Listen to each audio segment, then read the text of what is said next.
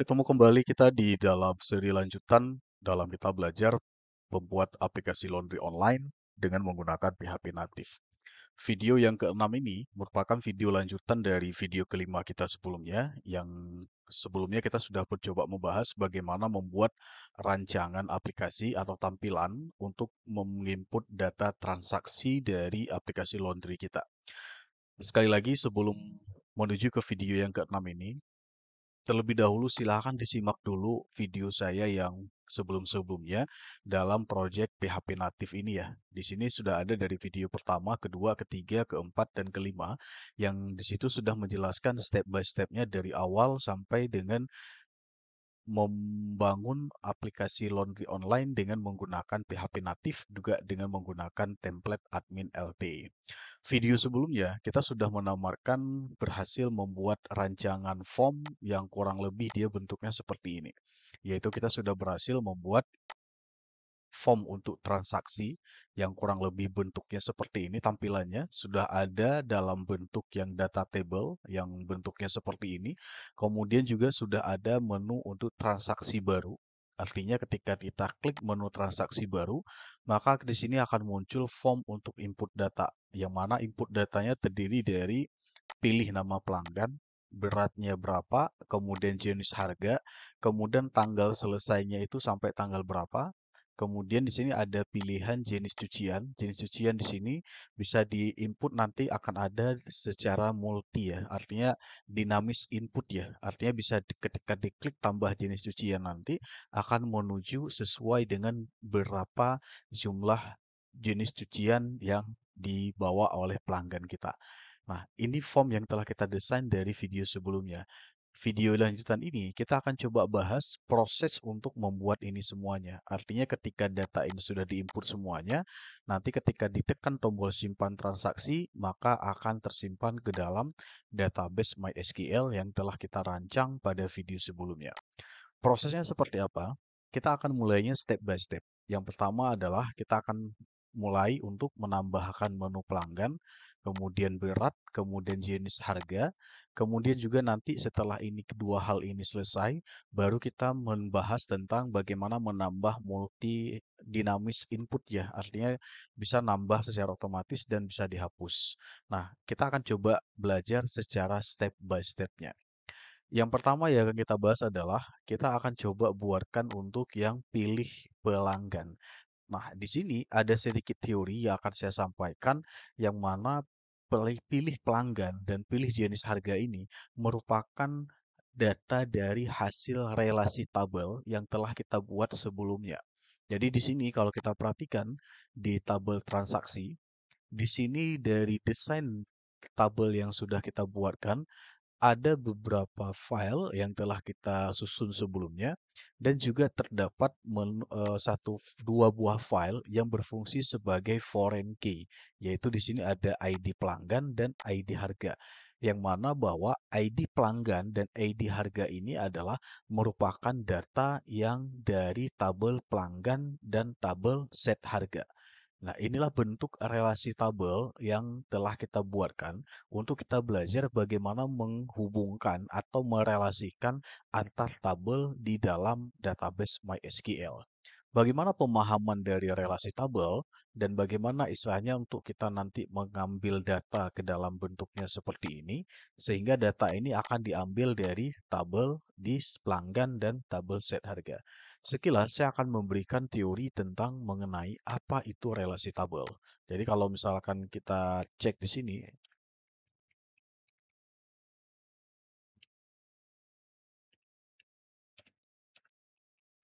di sini, di sini dijelaskan adalah relational tabel atau sistem manajemen basis data relasional menyusun data dalam bentuk tabel. Setiap tabel terdiri dari row dan kolom. Dia itu memilih saling terkait dan melalui hubungan atau relasi yang didefinisikan melalui kunci primer atau kunci yang unik ya. Jadi pemahamannya, kalau kita belajar misalnya memahami apa itu relasi tabel, dia itu terjadi hubungan atau relasi antar satu tabel dengan tabel yang lainnya. Sekarang saya akan coba bahas untuk memahami apa itu relasi tabel. Berikut penjelasan untuk menjelaskan apa itu relasi tabel di dalam kita merancang database. Penjelasan ini hanya singkat saja untuk memahami tentang relasi tabel sesuai dengan definisi yang diberikan di dalam referensi ini ya. Artinya relasi tabel itu adalah saling terkait antara satu tabel dengan tabel yang lainnya. Perhatikan contoh berikut. Saya memberikan gambarannya. Misalkan saya beri di sini adalah relasional tabel di database. Nah, misalkan di sini kita punya dua buah tabel. Ada tabel 1, kemudian ada tabel 2. Misalkan di dalam tabel pertama di sini ini tabel pelanggan. Yang mana di dalam tabel pelanggan ini seperti kita tahu ada filenya yaitu ID pelanggan, ya, ID pelanggan, kemudian ada nama pelanggan dan lain-lain sebagainya. Anggap aja seperti itu. Ini seperti ini ya. Kemudian di sini yang akan jadi set sebagai primary key apa? Di sini adalah yang akan kita set sebagai primary key adalah ID pelanggan. Kenapa di sini kita set dia sebagai primary key? Karena pemahaman daripada primary key itu adalah primary key adalah kunci yang unik ya. Kunci yang unik. Kunci unik artinya adalah dia itu yang membedakan tidak akan menjadi data double di dalam tabel tersebut. Misalkan kalau kita lihat di sini adalah di dalam tabel pelanggan ada ID pelanggan, nama pelanggan dan lain sebagainya. Pastinya nama pelanggan sudah pasti double, tetapi ketika kita melihat ID pelanggan dia tidak akan double. Makanya di sini yang ini ya, yang ID pelanggan ini kita set dia sebagai primary key. Jadi ini kita set dia sebagai primary key karena dia sudah pasti dia itu tidak akan pernah sama dengan data-data yang lainnya. Jadi itu pemahaman. Ibaratnya kalau kita bicara misalkan di dalam tabel penduduk, ada data penduduk yang menjadi primary key-nya apa? Yaitu adalah nomor KTP-nya. Karena tidak mungkin nomor KTP satu orang akan sama dengan orang yang lainnya. Jadi udah pasti beda. Jadi data yang beda itu di dalam pelancangan tabel dia disebut sebagai primary key. Nah, itu dia. Kemudian di sini ini di dalam tabel pelanggan kita set saya sebagai primary key. Kemudian di dalam tabel ini ya, di dalam tabel set harga, misalkan kita beri nama set harga tadi, ada ID harga, ada jenis harga, kemudian lain-lain sebagainya. Nah, kemudian di sini kalau kita lihat di sini yang jadi primary key-nya adalah ID harga. Kita tulis di sini yang jadi primary key adalah primary key di sini adalah ID harga yang ini. Oke, ini. Sorry. Yang jadi primary key-nya adalah ID harga.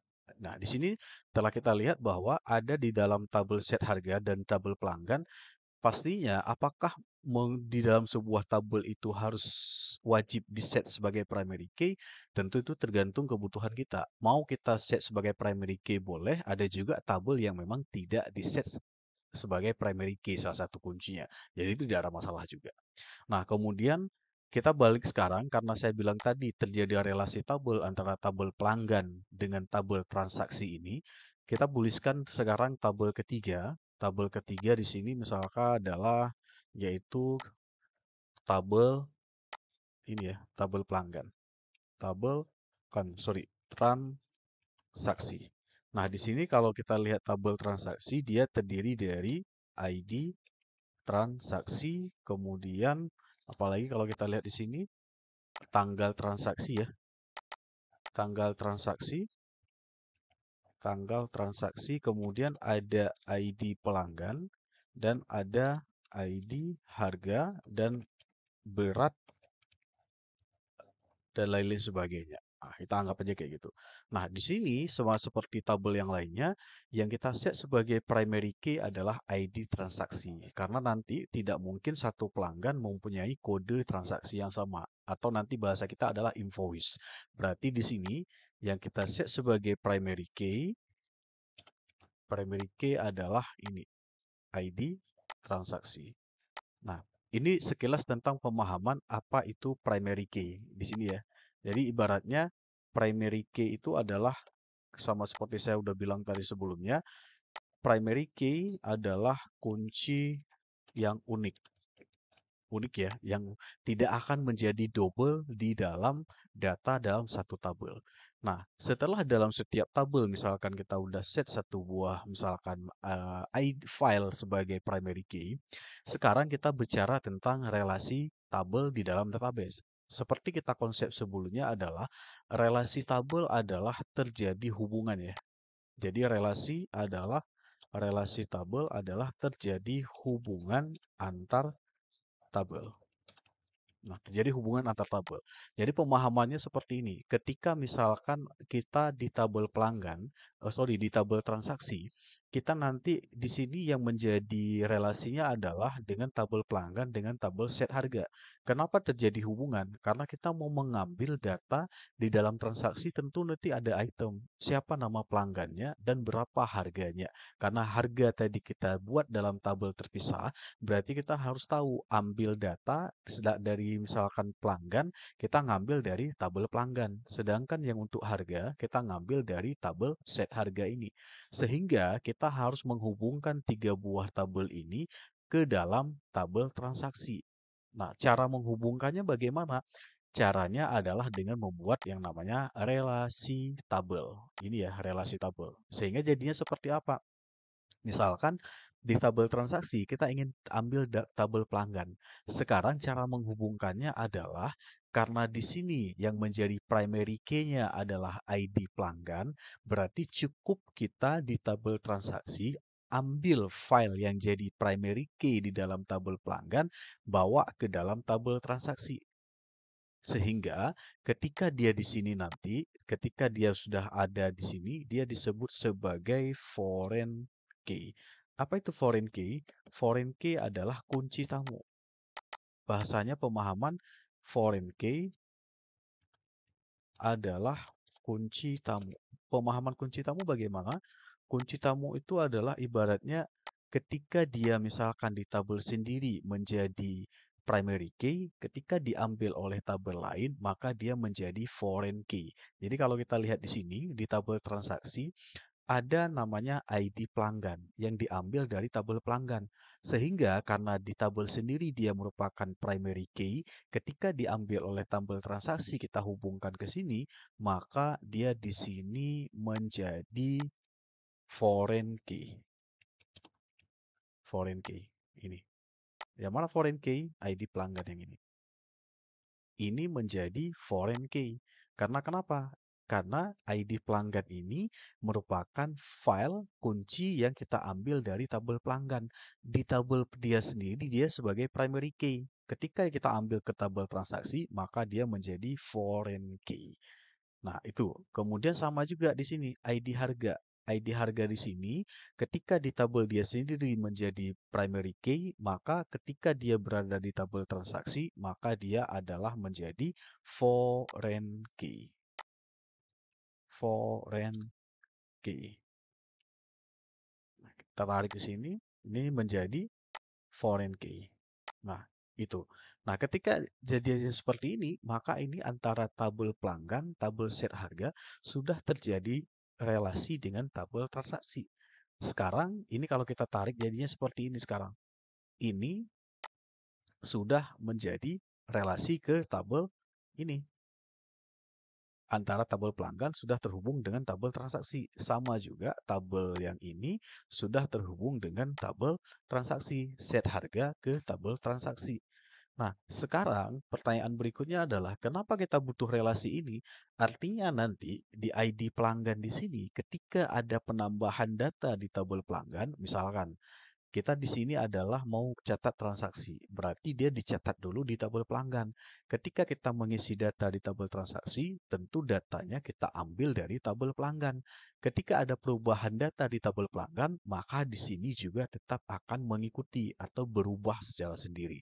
Sama juga, misalkan di tabel set harga, ada penambahan atau penyesuaian jenis-jenis harga atau harga untuk setiap harga laundry kita. Maka ketika kita bawa ke tabel transaksi, ketika ada perubahan di tabel set harga, maka di sini juga di tabel transaksi akan terjadi perubahan data. Itu fungsinya relasi. Nah, berikutnya yang harus kita pahami adalah kita menentukan sekarang jenis relasi. Jenis relasi, dia itu ada tiga. Ada tiga. Yang pertama adalah one to one. Yang kedua adalah one to many. Yang ketiga many to many. Ini adalah jenis relasi. Secara singkat ya, memahami pemahaman relasi tabel. Nah, di sini jenis relasi ini ketika kita menghubungkan antara satu tabel dengan tabel yang lainnya, kita harus menentukan nanti jenis relasi apa yang terjadi. Misalkan kalau kita lihat di sini, one to one itu artinya adalah satu ke satu. Kemudian one to many, satu ke banyak. Many to many, banyak ke banyak. Contohnya seperti apa? Misalkan adalah one to many. Satu buah kategori bisa berisi banyak produk. Satu buah jenis kategori elektronik bisa berisi banyak jenis apa namanya produk elektronik, ada TV, ada kulkas dan lain sebagainya. Jadi ini sama. Misalkan di sini tabel pelanggan dengan tabel transaksi itu terjadi relasi. Kemudian jenis relasinya apa yang terjadi? Kalau kita lihat konsep di sini, satu orang pelanggan bisa saja berisikan banyak transaksi. Berarti kalau demikian, antara tabel pelanggan dengan tabel transaksi itu terjadi relasi adalah one to many. One to many artinya one to many. Satu orang pelanggan bisa saja terjadi banyak transaksi. Artinya satu pelanggan dia bisa beberapa kali melakukan cucian di laundry tersebut. Itu pemahaman one to many. Kemudian di sini tabel set harga dengan tabel transaksi. Satu buah, misalkan ada buah banyak harga di sini, bisa berisikan banyak juga transaksi. Maka di sini juga sama. Di sini adalah jenisnya one to many. Ini kebalikannya juga sama nanti. Sebuah banyak transaksi bisa terjadi penyesuaian harga dan ada banyak pelanggan. Nah, ini sekilas ya untuk memahami tentang apa itu jenis relasi tabel yang ada di dalam pemahaman database. Ini secara singkat saja. Untuk memahami artinya memahami daripada aplikasi laundry kita. Karena nanti kita akan buat ini akan buat di dalam implementasinya ke dalam aplikasi kita. Jadi kalau kita lihat di sini, misalkan di sini pilih pelanggan, jadi di sini data yang muncul nanti di sini adalah berdasarkan data dari tabel pelanggan di sini. Ini. Ketika di sini ada 1, 2, 3 pelanggan, maka ketika nambah data di sini nanti, transaksi baru, maka di sini akan muncul ketiga nama pelanggan tadi. Ketika di tabel pelanggan nanti ada penambahan data, maka di sini juga akan terjadi penambahan data. Sama juga ketika di dalam pilih jenis harga, itu akan diambil datanya dari data pengaturan harga di sini. Jadi kalau di sini ada dua data, ada dua buah data, maka di sini nanti juga sama, akan muncul dua buah data. Ketika ada penyesuaian harga di tabel pengaturan harga di sini, maka di transaksi juga akan sama, akan terjadi penyesuaian data. Nah, ini prakteknya dan ini teorinya untuk memahami tentang apa itu relasi tabel di dalam database. Ini secara singkat saja. Nah, secara teori demikian, sekarang kita akan praktekkan untuk membuat source kodenya. Bagaimana mengimplementasikan jadi relasi tabel tersebut. Sekarang kita akan buatkan. Yang pertama adalah kita akan ngeset dulu untuk yang pelanggan. Ini ya, transaksi, pilih transaksi. Kita akan ambil data pilih pelanggan dari tabel pelanggan sehingga muncul nanti nama-nama pelanggan di sini. Sekarang kita buka source code-nya. Kita buka source code. Kemudian di halaman page pelanggan di sini, kita scroll ke bawah di input ini ya, di input mana ya sebentar. Oh ini pelanggan, sorry. Transaksi kita input. Ah ini dia input data, cache.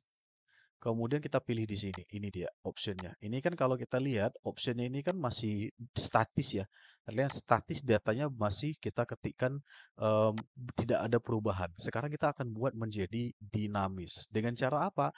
Dengan caranya adalah kita akan mengetikkan kode PHP-nya. Seperti ini. Nah, ambil data dari tabel pelanggan. Relasi ya, relasinya. Nah, sekarang kita tentukan kayak gini. Misalkan, pertama, kita berikan data, misalkan data pelanggan. Ini cukup kita pakai MySQL aja. MySQL query. Ini sama seperti sebelumnya. Variabel count. Kemudian di sini tinggal kita pilih select. Kita ambil data semuanya. Form. Nama tabel. Nama tabelnya adalah TBL pelanggan. Nah, kemudian di bawahnya kita mengubah data ke array dan menampilkan pengulangan. Kita gunakan while untuk menampilkan datanya. Format while seperti ini. Format while, jadi kita berikan di sini adalah misalkan di pelanggan sama dengan MySQL fetch array. Ini ya, fetch array panggil data pelanggan yang variabel yang kita buat di sini. Udah, kemudian di sini apabila sudah, sekarang di bawah di sini baru kita munculkan datanya. Munculkan datanya adalah dengan menggunakan ini. Boleh dengan menggunakan echo atau dengan menggunakan kode HTML. Kita buat optionnya. Kita yang data dari tabel pelanggan, kita ambil, kita isikan ke sini. Sehingga jadi terjadi perulangan nanti. Caranya seperti ini. Ini kita tutup dulu PHP-nya. Kita bermain di dalam HTML saja. Option value di sini kita berikan di sini datanya. Datanya dengan cara seperti ini. Sama dengan kayak gitu. Variabel d pelanggan. Pelanggan seperti ini. Kemudian kita ketik kayak gini. Pelanggan apa ya? Yang jadi primary key di tempat dia apa ya? DBL pelanggan adalah ID pelanggan. Jadi kita ketik di sini. ID pelanggan. Kemudian kita tutup PHP-nya. Ini di sini ya. Nah, kita tutup PHP-nya. Kemudian di bawahnya lagi, ini option yang pertama. Opsi yang pertama biarkan aja seperti itu. Kemudian kita tuliskan di sini data di sini. Cukup satu baris saja dengan cara seperti ini. Kalau ini adalah nama ID pelanggan, di sini berarti kita copy saja, Ctrl C, kemudian paste, ganti sekarang ambil tampilkan di sini apa? Yang tampilkan di sini adalah nama pelanggan, bukan ID, tapi nama pelanggan. Sedangkan di sini value-nya, value ini artinya data yang akan disimpan ke dalam database ini nanti. Yang disimpan di sini adalah ID, bukan nama. Sedangkan yang muncul di sini adalah nama, bukan ID. Jadi seperti itu. Nah, sekarang kita ganti di sini. Tabel pelanggan, kita lihat di tabel pelanggan, namanya adalah NM pelanggan. Jadi kita tulis di sini aja. MN pelanggan. Udah, kemudian di sini kita Ctrl S. Nah, sekarang di sini kita tutup ini. Ini kan, ini kita tutup PHP ini. Ini sekarang tutup tapi nggak ada bukanya. Jadi kita buka dulu PHP. Udah, Ctrl S. Oke, nah sekarang coba kita lihat reload di sini. Reload. Sekarang muncul data pelanggannya. Sudirman, Andi, Budi. Berdasarkan data dari tabel pelanggan di sini. Ini kan Budi, Andi, Sudirman. Jadi kalau kita lihat di sini, transaksi, ambil data pelanggan, pilih Sudirman, Andi, Budi berdasarkan data dari tabel pelanggan tadi. Artinya ketika di tabel pelanggan ada penambahan data, di sini juga akan nambah otomatis. Contoh misalkan saya tambah data. Tambah data misalkan adalah Ali Ramdhani, diskelamin 08, sekian. Misalkan kita beri nama adalah Sigli, kita simpan. Nah, sekarang kan sudah ada 4 ya datanya. Ada tambahan Ali Ramdhani. Waktu kita beri ke pelanggan transaksi baru, di sini juga akan muncul 4. Data terbarunya 4. Itulah yang dimaksud dengan teori relasi tabel tadi. Ya, itu satu. Nah, kemudian ini pilih jenis harga juga sama. Kita akan ambil dari data yang ada di tabel pengaturan harga. Yang nama tabelnya apa? Ini set harga. TBL set harga. Ini. Nah, caranya sama. Tinggal kita copy paste saja. Tapi sebelumnya kita ngambil kayak gini aja di sini. Berat jenis harga ini. Ini. Kita ini hapus del. Kita copy aja yang ini dari sini. Dari sini sampai dengan kemari. Kita copy, Ctrl C, bawa ke sini ke tabel jenis harga. Di sini ya. Sini. Ctrl V. Dah. Sekarang kita ganti. Bukan pilih pelanggan, pilih jenis harga. Kemudian di sini juga sama. Kita ganti data harga. Kita di sini tabelnya menjadi tabel set harga. Tabel set harga sesuai data di sini. Set harga. Dah, kemudian ada ID-nya, ID harga dan waktu selesai dan harganya berapa. Jadi caranya kayak gini. Di sini kita gini ganti, ini bukan pelanggan, kita ganti variabel ini ya. Di harga, kemudian di sini data harga, oke. Kemudian di sini option value-nya, di sini kita ganti menjadi ID harga. Perhatikan di sini, yang menjadi ID harganya hanya di dalam atribut value. Sedangkan di sini, itu bebas kita mau ngisi apa saja. Misalkan yang kita tampilkan adalah waktu selesainya. Waktu selesai, kita ganti di sini aja. Ganti menjadi waktu selesai. Nah, sekarang udah jadi. Ctrl S, waktu kita reload di sini, muncul jenis harganya. Ah, kenapa nggak muncul ya? Nah, di sini berarti ada yang salah. Coba kita lihat kenapa nggak muncul. Oh, ini di pelanggan ini bukan di pelanggan, tetapi udah kita ubah tadi ya di harga. Ini juga sama, bukan di pelanggan, ini menjadi di harga. Udah, Ctrl S. Sekarang kita reload lagi. Udah muncul tuh, 8 jam selesai, 4 jam selesai. Nah, bagaimana kalau misalkan kita mau tampilkan ini harganya? Ini harga kayak gini. Sekarang kayak gini, kalau kita mau munculkan juga di sini 8 jam selesai, misalkan ada tanda baris, kemudian harganya muncul. Jadi kita tinggal tambahkan kayak gini saja. Kita tambahkan kayak gini saja. Di sini di dalam option ya, masih di dalam option, kita tambahkan satu file lagi di sini. Tinggal copy kayak gini aja. Tinggal copy, kemudian buat satu misalkan baris pemisah kayak gini. Kemudian di sini kita ganti menjadi ambil variabelnya. Variabel apa nih ambil? Harga. Ini kan harga ini. Jadi cukup kita ini kan aja panggil di sini harga. Kemudian Ctrl S. Ini kan berarti ada dua data yang tampil dalam option waktu selesai dan harga. Waktu kita reload di sini, maka di sini jadi muncul kayak gini. 8 jam selesai harganya 30.000.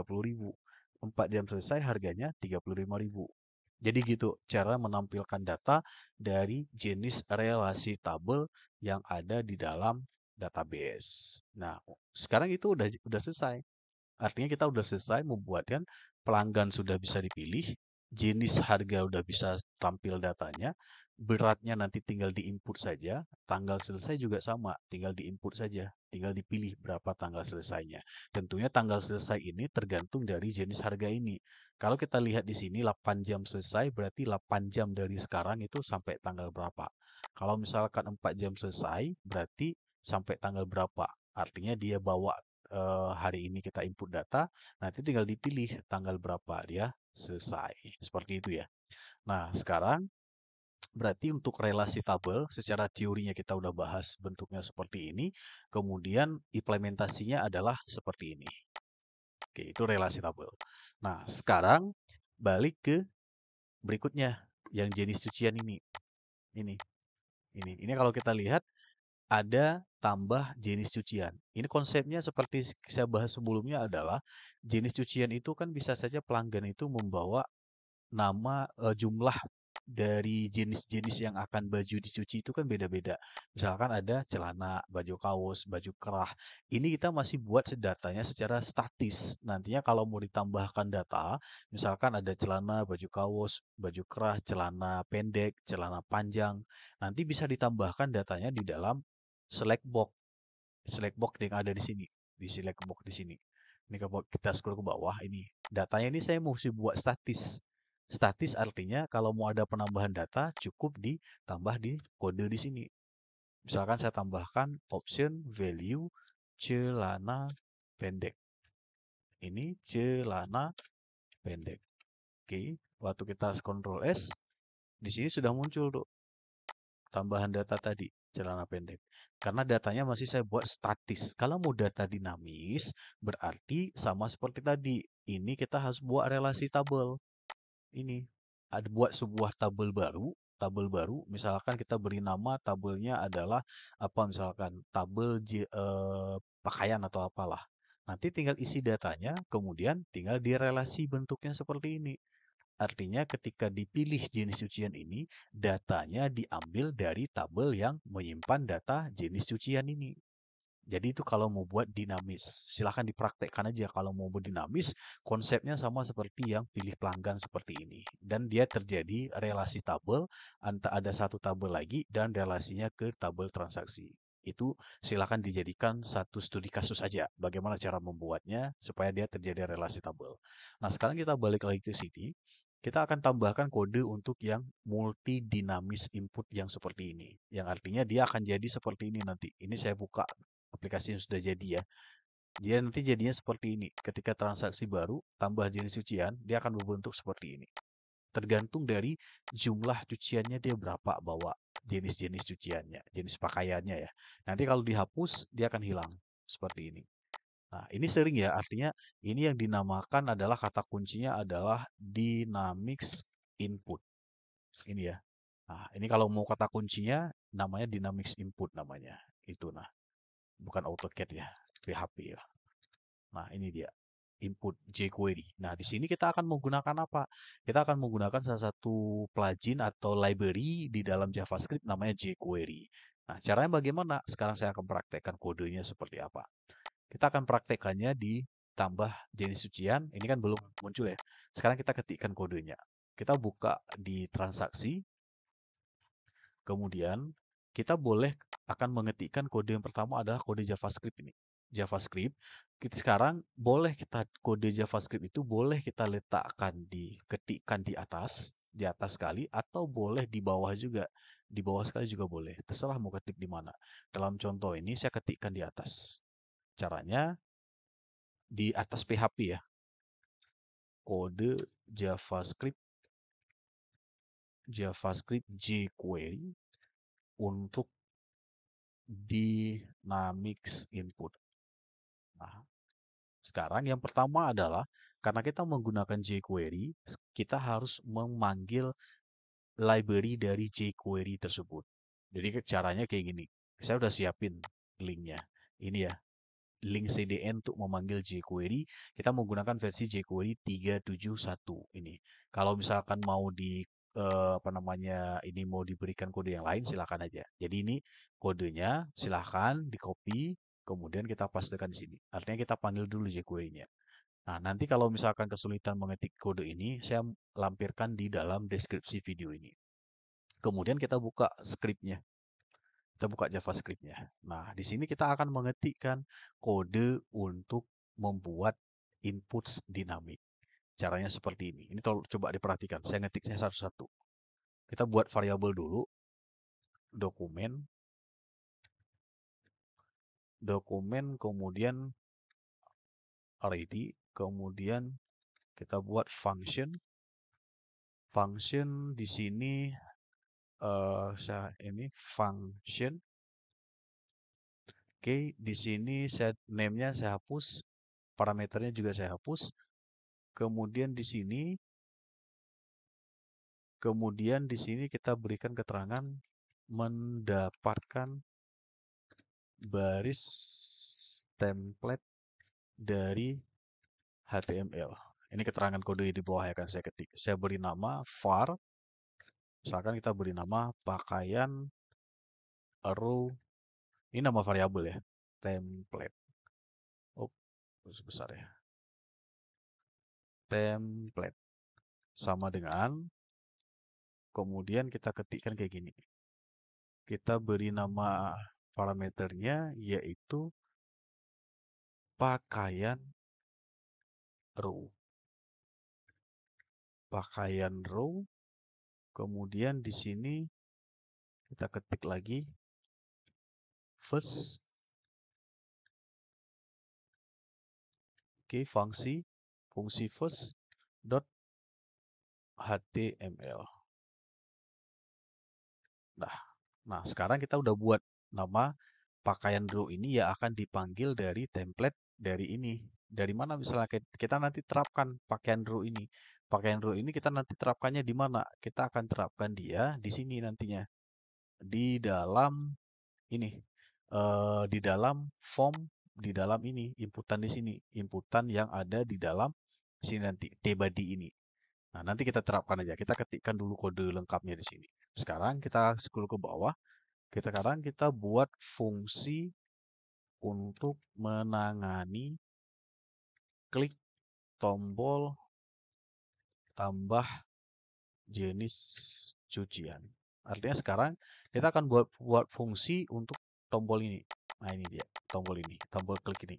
Caranya kita buat kayak gini. Kita buat fungsinya dengan kodenya seperti ini. Variabel, kemudian kita beri nama parameternya adalah kita pakai tanda pagar untuk memanggil fungsi tadi. Add, kita beri nama adalah pakaian row.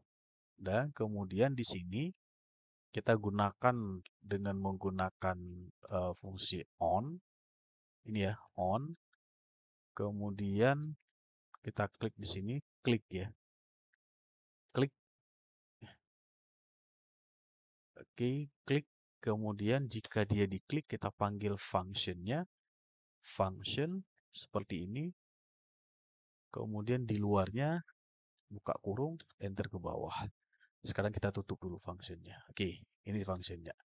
Nah, seperti ini ya. Artinya ketika nanti tombol ini diklik, ya, tombol ini kita beri nama nanti ini dia, add pakaian row ini. Artinya ketika dia nah, ini kan belum kita berikan nama. Kenapa waktu ini udah kita ketik belum ada? Karena kita belum panggil ke sini. Ini belum kita berikan ID-nya, belum kita berikan. Sekarang kita lengkapi dulu kode yang di bawah di sini. Kemudian kita beri kode berikutnya adalah kita buat sebuah variabel namanya new row sama dengan di sini kita ketika dia diklik kita buat satu buah baris. Artinya ketika dia diklik nanti tambah jenis cucian akan muncul satu baris baru di bawah. Kenapa satu buah baris baru? Karena ini kan tampilannya kita membuatnya menggunakan tabel. Ini kan tabel nih, ada kolom 1, kolom 2, kolom ketiga. Ada baris 1 dan nanti ada baris kedua, baris ketiga, dan baris seterusnya. Artinya ketika dia diklik tambah jenis cucian, maka yang bertambah adalah baris dari tabel tersebut. Konsepnya demikian. Sekarang kita ketik di sini. tr, ini HTML, class, ini kita panggil apa namanya? Panggil itu ya, panggil fungsinya ini untuk ini pakaian row. Kita panggil yang ini. Ini kita panggil fungsi ini, menambahkan datanya. Dah, kemudian di sini kita ketik lagi, kita tutup yang tags yang tr-nya. Kemudian di sini kita berikan tambah panggil fungsi ini. Pakaian row template. Kemudian kita klik lagi karena ada penambahan data. Di sini tutup tr-nya. Nah, ini kan tutup nih, tutup tr-nya, titik koma. Artinya ini tr tags buka, ini tr tags tutup. Nah, artinya ketika nanti satu itu diklik, maka tambahkan satu buah baris baru dan panggil fungsi pakaian row template yang ini mendapatkan baris dari template HTML. Jadi konsepnya demikian. Nah, kemudian ke bawah, keterangan kayak gini. Menambahkan baris baru ke tbody. Ke tbody artinya karena kita di sini nanti barisnya kan dalam tbody ya. Ini di luar tbody. Sekarang kita konsepnya kayak gini. Caranya adalah variabel seperti ini, kemudian kita ketikkan ini beri nama pakaian row kayak gini, kemudian kita panggil fungsi append tambah new row. Ini dia. New row, kemudian dia titik koma aja. Nah, itu fungsi yang di bawah ini menambahkan baris baru ke tbody. Kemudian di sini kita akan berikan satu kondisi, reset nilai input di baris baru jika diperlukan. Nah, di sini ya. Artinya ketika misalkan nanti kita ada menambahkan istilahnya tidak jadi menginput, maka dia akan mereset ke fungsi semula. Nah, sekarang kita buatkan di sini variabel sama seperti tadi, add pakaian row, kemudian cari find, kita panggil fungsi find. Kemudian di sini kita ketik lagi. Oke. Ketikkan ini. Pakaian row less terakhir ya. Less terakhir. Kemudian di sini titik find. Kemudian kita pilih select. Select ini atribut elemen HTML untuk menampilkan data. Di sini adalah file reset. Nah, ini mau fungsinya buat apa? Ini adalah untuk mereset elemen select. Nah, satu lagi di bawahnya adalah kita mereset untuk jumlah. Caranya sama, kita ketik aja lagi. Kemudian kita ketik kayak gini. Pakaian row. Ini sama ya. Bukan di sini. Find. Oh, sorry. Bukan di sini. Sini. Find. Sama saja. Pakaian row less titik find. Kemudian kita di sini gantinya menjadi mereset jumlah berarti di input ya. Input type sama dengan karena jumlahnya berupa number, kita ketik di sini adalah number. Number di sini kita ubah dia menjadi file nilai parameternya 1. Udah titik koma. Nah, ini adalah mereset input jumlah. Nah, oke. Nah, sekarang ini untuk yang misalnya untuk menambah itu udah selesai. Udah selesai. Sekarang di bawahnya adalah untuk menghapus. Ini ya. Artinya kita untuk menghapus apabila tidak jadi. Jadi ini. Karena sekarang ibaratnya kayak gini. Ini kan kita hapus ya. Ketika tambah, tuh tambah ini, kodenya ini. Yang udah kita buatkan tadi. Ini dia kodenya. Dah, kemudian untuk menghapus ketika misalkan ini nanti misalkan nggak jadi ini, hapus kan, dia akan terhapus secara otomatis. Nah, sekarang kita terapkan satu-satu dulu. Sekarang kita terapkan dulu, karena kita, ini Ctrl S aja, karena kita sudah memanggil untuk yang nambah, ini kan nambah udah kita buat. Di sini coba diperhatikan, fungsi ini adalah menangani menggunakan ini ya, ada beberapa fungsi nih, ada on dan lain sebagainya. Nah, nanti kalau misalkan agak kesulitan mengetik coding, boleh di copy paste saja. Nanti saya berikan link untuk mendownload dari kode fungsi JavaScript ini. Karena mungkin agak sedikit ribet ya mengetikkan kode JavaScript-nya. Sekarang kita terapkan. Kita terapkan dulu yang ini, apakah sudah berhasil atau belum. Caranya kayak mana?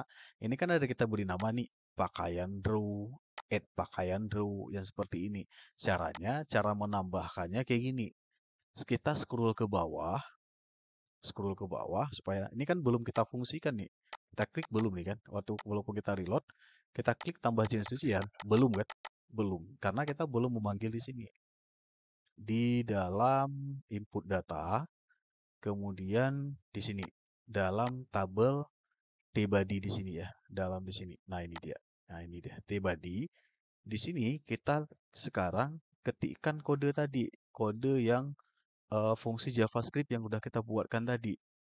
Dengan caranya seperti ini.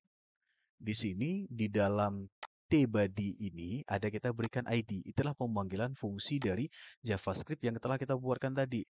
Caranya kayak mana? Pertama ini kita panggil adalah ini pakaian row yang ini. Oh ini sorry, bukan ini, ini. Ini kita panggil. Ini kan ada kita berikan tanda ini. Apa namanya? Tanda pagar. Artinya dia memanggil ini variabel yang kita buatkan ini. Caranya ini Ctrl C bawa ke sini ke yang ID tadi. Yang ID tadi mana? ID ID di ID dia. Pastikan ke sini. Satu sudah. Kemudian ada satu lagi TR. TR ini kan kita ada buatkan ini kelas. Ini kan kelasnya. Kita juga panggil fungsi ini. Fungsi kita buatkan ini dia. Ini. Ini buat Ctrl C, panggil ke tadi ke tempat kelas tadi di sini. Satu lagi nak di sini. Ctrl V. Nah, sekarang apabila sudah, coba saya lihat dulu source kodenya. Di dalam ini ya, di dalam tambah jenis cucian, sini satu lagi. Nah, di dalam tambah cucian, ini kan ada ID nih yang telah kita buat sebelumnya. Ini harus kita panggil juga fungsinya. Fungsi apa yang kita berikan? Ini caranya adalah kita panggil fungsi ini yang telah kita buat. Add pakaian row yang ini. Yang ini kita panggil lagi. Nah, ini kita panggil sekarang ke dalam ini. Kita buat ini. Ctrl C, bawa ke sini. Ke ID ketika dia ditekan. Di sini. Dah, add pakaian row. Nah, kemudian coba kita Ctrl S. Karena kita udah nambah ya. Jadi ini yang pertama ditambah. tBody pakaian row. Kelas pakaian row. ID di sini pakaian row. Sesuai dengan nama yang kita buatkan di sini. Ada 1, ada 2, dan ada 3 yang ini. Sekarang coba kita tes. Ctrl S, kita coba reload. Tidak ada kendala, klik tambah jenis cucian. Muncul kan? Nah, udah muncul tuh. Nah, sekarang kita hapus. Belum ada, hapusnya belum muncul. Karena kita belum kan kode, artinya nambah udah jadi, udah nambah tuh. Nah, sekarang udah nambah. Itu ya kodenya, nambah multi dinamis input tadi. Sekarang kita reload dulu. Nah, balik lagi dia. Sekarang setelah kita tambah, sekarang kita hapus. Ini belum kita buat, belum kita fungsikan JavaScript-nya. Sekarang kita ketikkan lagi kode untuk menghapus data ini, cucian ini. Sekarang kita balik lagi ke sini. Kita balik lagi ke sini, masih di dalam fungsi JavaScript yang sama. Di sini ya, masih di dalam scriptnya. Kita buatkan untuk menghapus datanya. Kita panggil aja seperti tadi. Variabel kita beri nama adalah pakaian table. Kemudian kita tetap memanggil fungsi on ya. Kita menggunakan on ini. Kemudian sama seperti tadi, jika dia diklik, oke. Kemudian kita beri di sini, kalau tadi nambah berarti sekarang adalah remove. Remove artinya berarti hapus. Remove row. Remove row, kemudian di sini sama seperti tadi function. Kemudian di sini kita burter ke bawah. Nah, ini kita tutup. Nah, ini dia. Nah, sekarang kita ketik lagi kayak gini. Di sini ada dua kondisi akan kita berikan kondisi ya yang akan coba kita berikan. Jadi kayak gini. Ketika data ini ditambahkan, ini ya, tambah jenis cucian, defaultnya itu kita harus ada tersisa satu. Artinya logikanya kayak gini. Nggak mungkin seorang pelanggan laundry membawa cuciannya itu tidak ada satu data pun cucian. Jadi untuk mengatasi human error yang terjadi, jangan sampai nanti ini juga dihapus. Kalau dihapus ini berarti kan tidak ada jenis cuciannya. Jadi kan itu bingung programnya. Jadi supaya tidak terjadi human error, pastikan ada satu data yang tersisa. Udah pasti itu. Karena kan yang namanya dia cuci baju, otomatis ada satu baju yang dibawa. Nggak mungkin dia nggak bawa baju satu pun. Jadi karena kondisi demikian, kita buat kondisinya nanti kayak gini. harus ada satu data yang tersisa. Kalau tidak ada data satu, kita berikan warning nanti. Tidak boleh, harus ada satu gitu. Nah, sekarang artinya kalau satu ini kan nggak bisa dihapus nanti. Sama seperti yang udah jadi seperti ini, contoh yang udah jadi. Kalau ini diklik, kan muncul kayak gini, minimal harus ada satu jenis cucian. Kayak gitu. Nanti kita akan buat kayak gini. Artinya nggak boleh dia nggak ada satu data pun di sini. Kalau dia menghapus ini, akan muncul warning dulu. Tidak boleh dihapus, minimal harus ada satu data jenis cucian. Jadi gitu. Sekarang kita buatkan kodenya untuk yang praktek demikian. Caranya kayak gini. Memastikan setidaknya ada satu baris tersisa.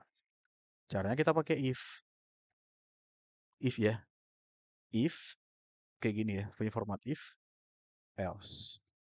Dah, ini format if. Kita berikan kondisi kayak gini. If jika kita buat variabel kayak gini,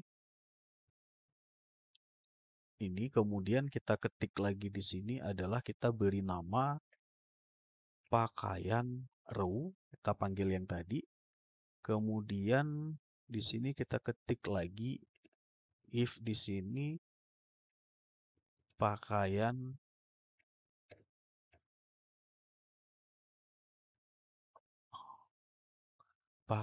row, kemudian di sini length panjang lebih dari satu. Artinya jika dia data lebih dari satu, maka di sini berikan kondisinya adalah variabel this closet yang ini, kemudian di sini kita panggil pakaian row, kemudian di sini remove. Dah, panggil fungsi remove. Nah, titik koma. Ini artinya adalah menghapus baris terdekat. Kemudian else di sini kita tinggal berikan alert aja. Alert artinya jika ada data yang memang alert ya. Alert, kita munculkan pesan. Kita munculkan pesan sederhana saja. Di sini kita beri nama minimal harus ada satu jenis cucian. Itulah kita praktekkan tadi. Ctrl S. Kita lihat dulu kodenya. Pakaian row, length lebih dari satu. Benar. This closet. Oke, udah benar. Nah, sekarang kita praktekkan ini juga sama seperti tadi. Kita tinggal scroll ke bawah ya. Kita terapkan kode ini dan kode ini ke dalam tabel, oh ini ya, ke dalam button hapus ini. Ini kalau kita lihat buttonnya, kita scroll ke bawah, buttonnya dia letaknya di sini. Yang hapus ya, yang ini ya, ini dia buttonnya. Nah, ini kan ID-nya kan belum belum kita kasih. Ini trust ini kan berarti apa namanya font awesome ya, icon ya. Nah, sekarang kita panggil di sini. Panggil di sini dengan cara kayak gini. Button danger udah benar, remove BB trust. Oke, ya udah berfungsi ini, nggak perlu kita panggil ya. Coba kita praktek. Ctrl S, coba kita reload, kita nambah, oke, kita hapus. Nah, belum ya, belum terjadi kan? Ini kan belum terjadi apa-apa ya, karena kita belum memanggil fungsi yang untuk menghapusnya tadi. Sekarang kita panggil dulu. Caranya seperti ini. Kita cukup memanggil ini saja.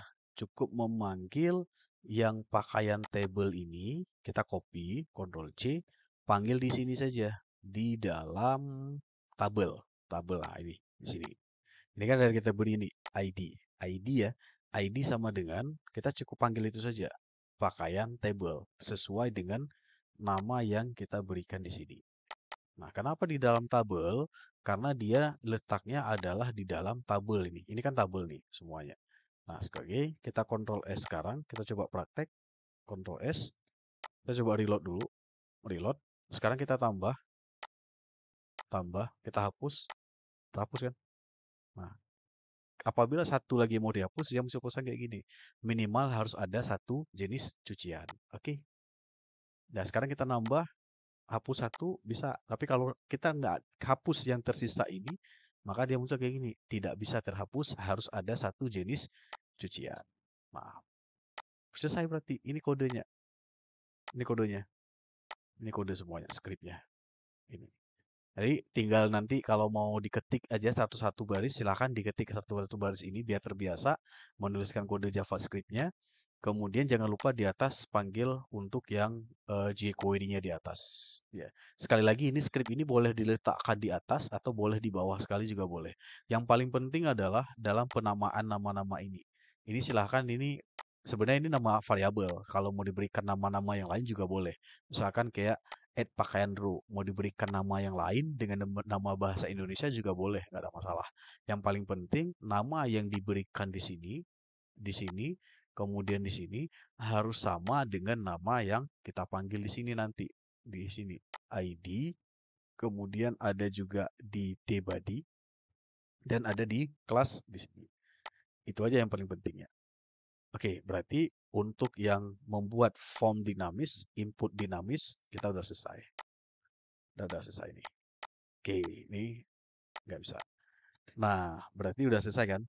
Nah, sekarang untuk tampilan ini udah selesai. Ini nanti tinggal dipilih Sudirman, ini berat misalkan 20 kilo, ini harga sekian, tanggal selesai misalkan tanggal 1, seperti itu. Kemudian dipilih jenis celana, dia nanti misalkan ada 25 pasang, dia nambah misalkan ada baju kaos, misalkan di sini ada 2 atau 3. Baru setelah dia merasa udah selesai input datanya, diklik tombol simpan transaksi, maka datanya akan tersimpan ke dalam tabel, 2 tabel, yaitu tabel ini ya, tabel jenis cucian dan tabel transaksi. Kenapa ada 2 tabel? Kita memisahkannya kalau yang data ini, data pelanggan, berat, jenis harga, dan tanggal selesai itu disimpan di dalam tabel transaksi ke sini. Kemudian di sini juga akan otomatis nanti terjadi total harganya akan otomatis dihitung. Sama juga dengan berdasarkan total harga didapat dari mana?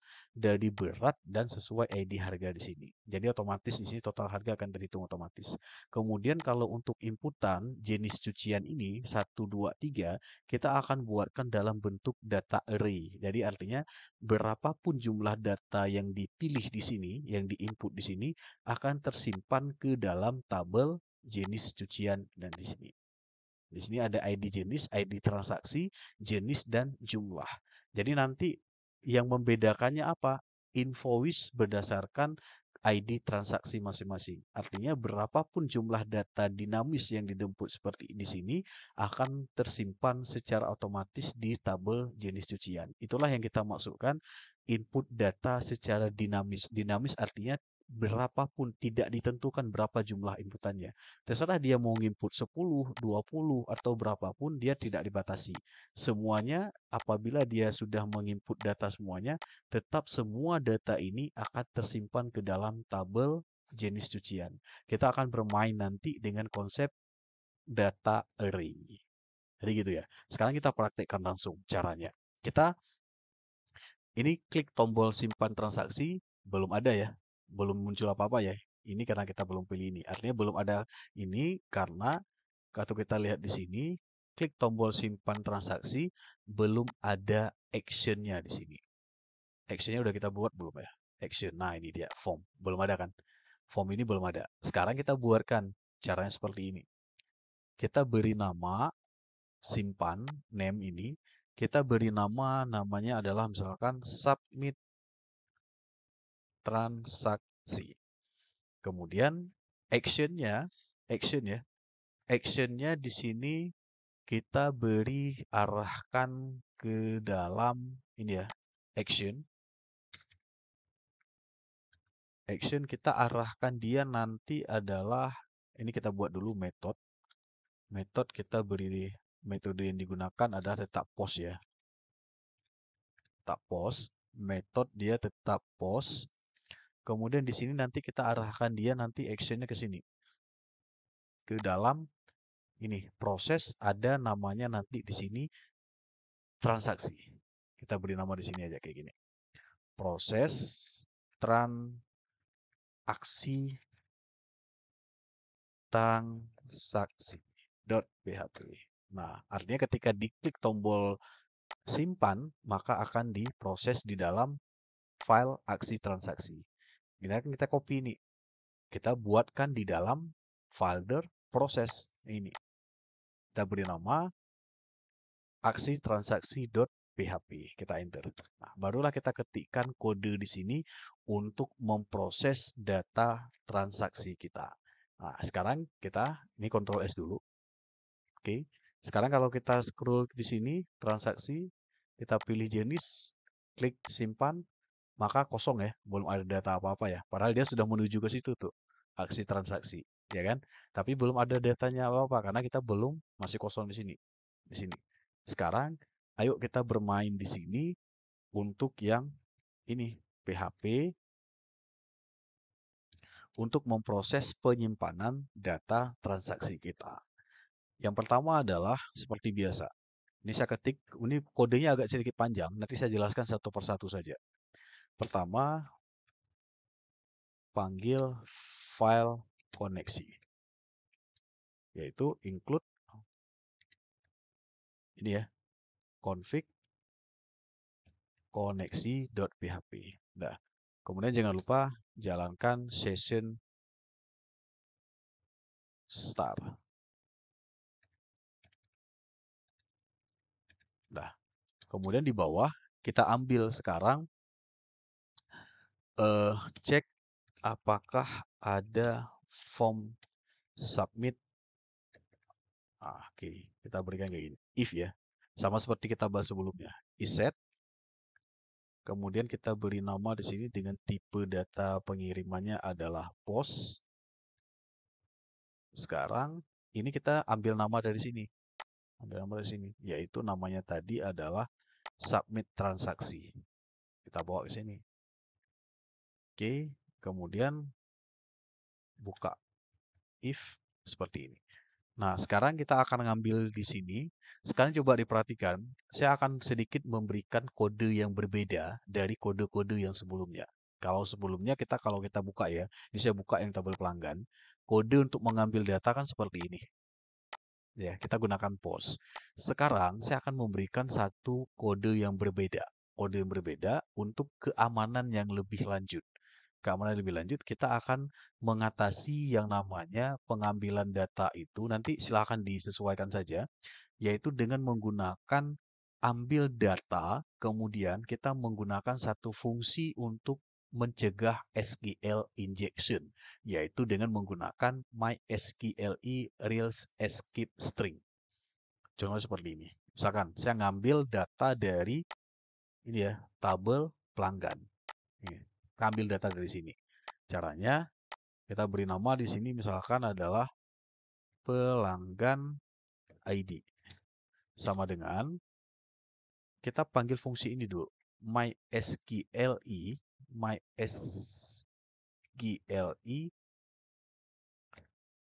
Real Escape String. Kayak gini. Kemudian kita panggil untuk yang koneksi kita. Kemudian di sini kita panggil metode pengambilan datanya dengan menggunakan POST, baru kita berikan name di sini. Name. Nah, sekarang saya jelasin apa itu mail SQLi Wrap Escape String. Kalau kita copy, Ctrl C, kita mencari di internet ya, di sini. Kita ketikkan kayak gini misalkan kan. Kita enter, dia akan jelaskan kayak gini. MySQLi Wrap Escape String adalah fungsi dalam PHP yang digunakan untuk mengamankan data sebelum memasukkan ke dalam query SQL di dalam MySQLi. Jadi fungsinya buat apa? Di sini bisa kita lihat. Di sini adalah dia di sini melarikan atau apabila ada inputan kode khusus, misalkan nanti di sini ada misalkan di input dalam karakter-karakter kayak gitu ya, itu mencegah yang namanya SQL injection. Itu juga sudah kita bahas ketika di video saya sebelumnya. Salah satu kelebihan fungsi ini adalah mencegah injeksi SQL. Apa itu SQL? Injeksi SQL adalah serangan keamanan yang dapat terjadi ketika data yang dimasukkan tidak di-escape dengan benar. Sehingga ini efek dari serangan ini apa?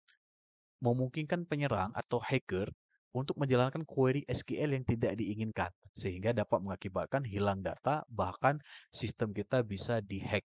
Itu bahasanya kayak gitu. Nah, silakan dipelajari lagi ya tentang SQL injeksi ini, atau injeksi SQL, atau SQL injection. Itu ada banyak itu keterangannya itu. Nah, untuk mengatasi hal ini, maka kita menggunakan fungsi ini, MySQLi rel escape string.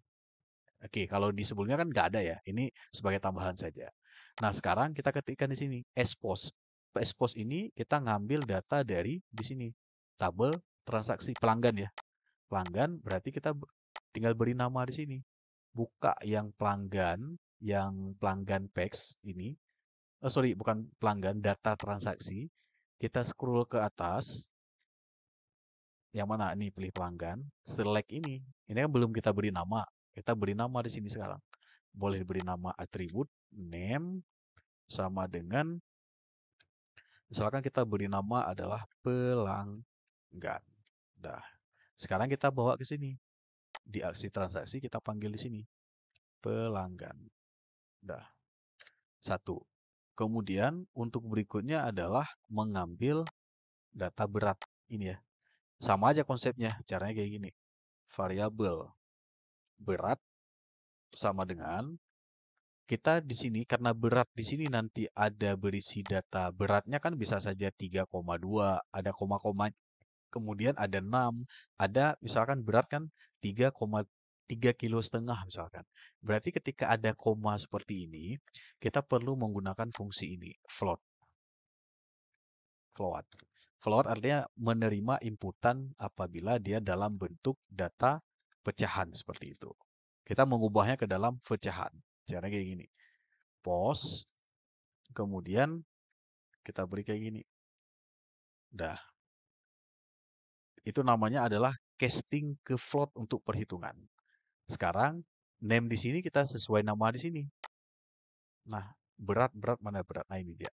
Nah, ini input type number name sama dengan, misalkan kita beri nama adalah berat. Sekarang berarti di sini juga tetap berat. Oke, kemudian data yang ketiga adalah ID harga. Ini sama seperti yang di atas ya. Yang di sini kita tinggal copy paste saja. Ctrl C, bawa ke sini. Kita ganti di sini menjadi ID harga. Di sini juga sama. Di sini juga sama.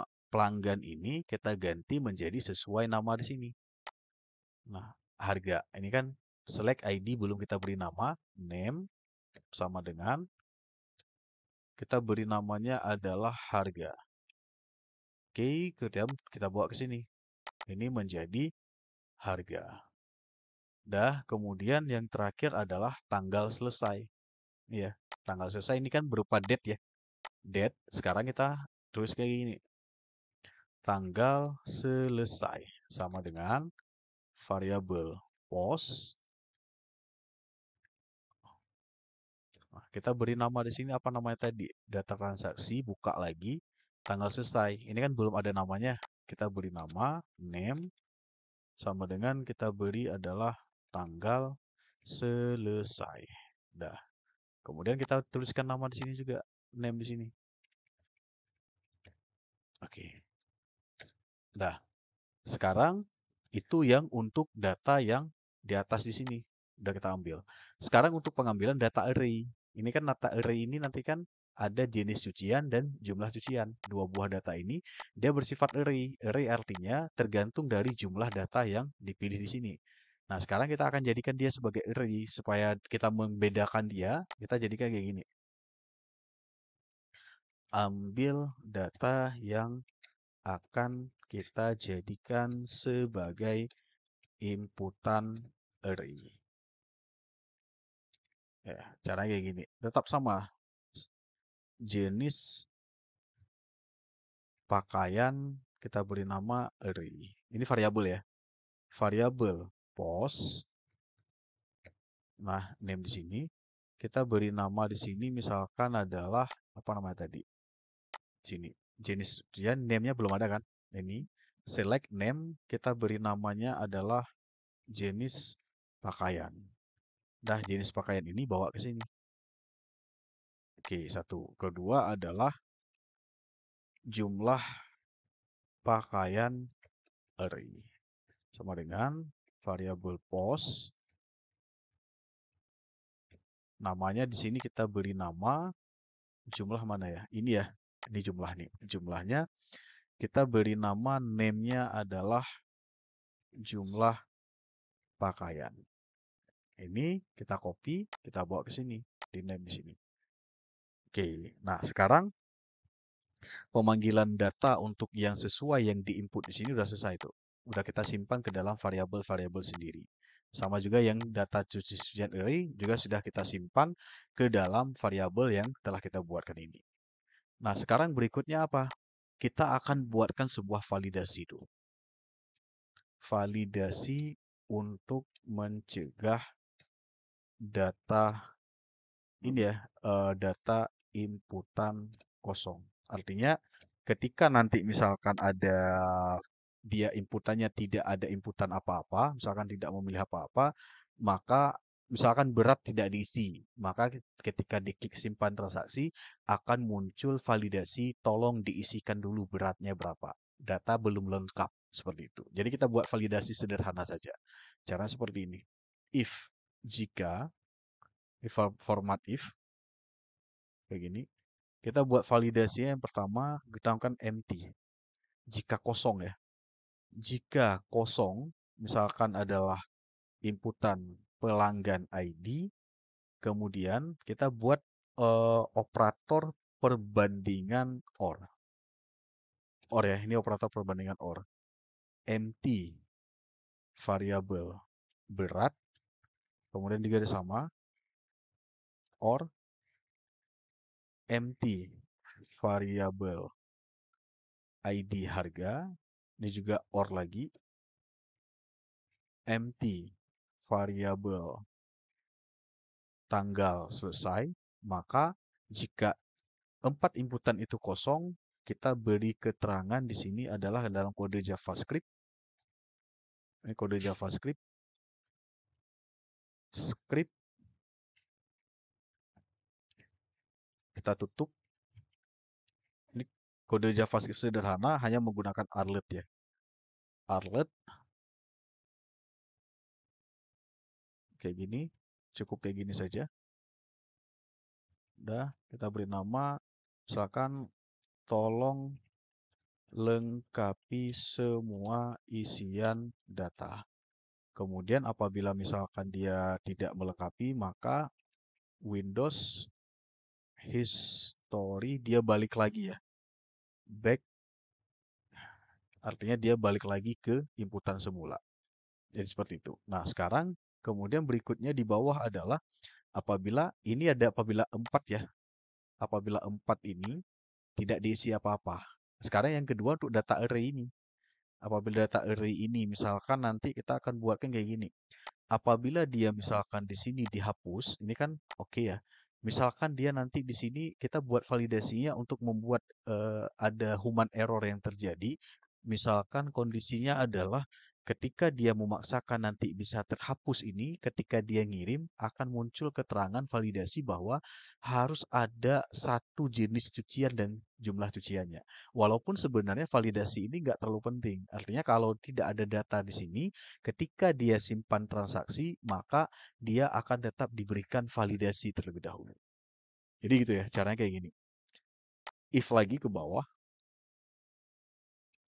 validasi untuk input data array. If seperti ini, kita beri nama di sini if empty variable jenis pakaian array, kemudian di sini empty lagi variable jumlah pakaian array, dan kita ada beri or lagi di sini. Or adalah count.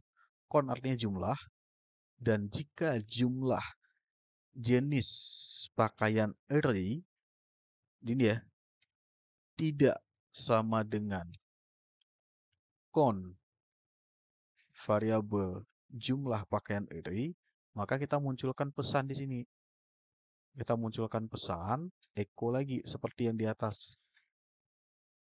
Ini kita enter ke bawah, titik koma, kita copy paste aja yang ini. Ctrl C bawa ke sini. Kita beri keterangannya adalah ini. Kita beri keterangan harap tambahkan setidaknya satu jenis cucian dan jumlahnya. Nah, artinya kita tidak ini datanya tidak boleh kosong, nggak bisa dia mengetik yang kosong di sini. Misalkan dia ketik kosong seperti ini, nggak boleh. Jadi mesti harus ada satu datanya. Apabila di sini kosong dan di sini tidak dipilih apa-apa, dia klik simpan transaksi, maka validasi ini akan dijalankan. Ini ada kita buat nih. Ini validasi ini. Harus ada satu data cuciannya. Oke, gitu ya. Sekarang ini berarti selesai. Nah, untuk validasi berarti selesai. Kita Ctrl S. Nah, untuk validasi berarti sudah selesai nih. Tolong lengkapi ini semuanya dan ini kalau kita praktekkan, ini kita klik simpan transaksi, dia muncul kayak gini ya. Ini kondisi jenis cucian. Ini kalau dia tidak ngisi apa-apa, misalkan gini, ini kan dia nggak ngisi ini. Kita klik simpan transaksi, dia akan muncul gini. Tolong lengkapi semua isian data. Ini akan dijalankan. Ini akan dijalankan. Oke. Kemudian apabila klik OK, dia balik lagi ke situ. Oh, ini ada yang ini ya, ada file ini berarti belum lengkap kodenya. Oke, kita balik lagi ke sini. Nantinya apabila misalkan ini sudah diisi, ini sudah dipanggil, ini juga sudah didapatkan. Jika di sini dia berisi data 0, maka ketika diklik simpan transaksi, maka kondisi ini akan dijalankan. Ini ya, oke. Simpan, nah di sini value tidak boleh satu. Nah, itu validasinya. Nah, sekarang kita kode berikutnya apa? Kita hitung total harga berdasarkan pilihan jenis harga. Nah, sekarang kita hitung total harganya dulu. Total harga kayak gini. Secara rumus yang akan kita terapkan adalah total harga itu tidak muncul di sini, tetapi dia akan langsung tersimpan ke dalam database di sini, ke sini, ke total harga di sini. Nah, sekarang konsepnya total harga didapat dari mana? Dari jenis harga yang dipilih di sini dikali berat di sini. Misalkan jenis harga dia milih 8 jam selesai. Berarti kan harganya 30.000 1 kilo. Kalau dia ngetiknya di sini 10 kilo, berarti beratnya semuanya 10 kilo, berarti 10 dikali 30.000. Totalnya 300.000. Kalau dia milih di sini adalah 35.000, di sini 10 kilo, berarti 10 dikali 35.000, yaitu 350.000. Jadi konsepnya demikian. Sehingga untuk mengatasi membuat yang hal demikian, kita ketikkan kode berikut. Ini kodenya. Kita ketikkan kode berikut. Caranya yang pertama, kita ambil data dulu, simpan ke dalam sebuah variabel. Query get harga. Kita ambil berdasarkan dari ini. Select harga form. TBL set harga. Artinya kita ngambil data dari ini, dari tabel harga, dari set harga. Ini kan ada nih harga. Kita ngambil file ini. Ini. Select harga, ambil data dari tabel harga, file harga, ini ya, 30.000. Kita ngambil kolom dia ini saja, kolom harga. Dah, where ya, where sama dengan di sini berdasarkan apa? Berdasarkan dari pilihan ID harga di sini. Jadi apapun yang dipilih di sini, kita diambil. Kalau dia pilih 30.000, berarti 30.000. Kalau dia pilih 35.000, berarti 35.000. Ambil datanya berdasarkan apa? Berdasarkan ID. Karena ID ini yang membedakan satu data dengan data yang lainnya. Jadi kita panggilnya di sini kayak gini. Variabel ID harga. Yang telah kita ambil, kita simpan di sini. Ini. Nah, ini yang menyimpan data apapun yang dipilih di sini. Oke, dah. Sekarang kode berikutnya. Variabel results. get harga sama dengan MySQL query seperti biasa. Query kita panggil variabel count. Kemudian di sini adalah panggil tadi yang query tadi. Query get harga titik koma. Oke, udah. Sekarang kita berikan kondisi kayak gini. Kita akan memberikan sebuah kondisi apabila kondisinya validasi ya. Validasi jika misalkan ada satu jenis harga tidak dipilih, misalkan di sini tidak ada pemilihan apa-apa. Ini kan misalkan dipilih kayak gini. Ini kita buat validasinya. Dia akan muncul validasi jenis harga tidak ditemukan ketika dia di sini tidak memilih apa-apa. Artinya kalau dia tidak memilih apa-apa kan nggak mungkin dikali ke sini, nanti error programnya. Jadi kita buat validasinya, jika di sini tidak ada pilihan apa-apa, kita munculkan pesan kayak gini. Validasi pilihan. Caranya if jika tidak, itu tidak sama dengan ya. Tidak results get harga operator perbandingan or MySQLi num row kemudian variabel results get harga di sini sama dengan 0 kayak itu, kemudian enter. Kita beri keterangan di sini, kita copy paste aja yang ini, echo ini, echo. Dah, kita beri nama di sini adalah jenis harga tidak ditemukan. Dia balik lagi ke history back di sini.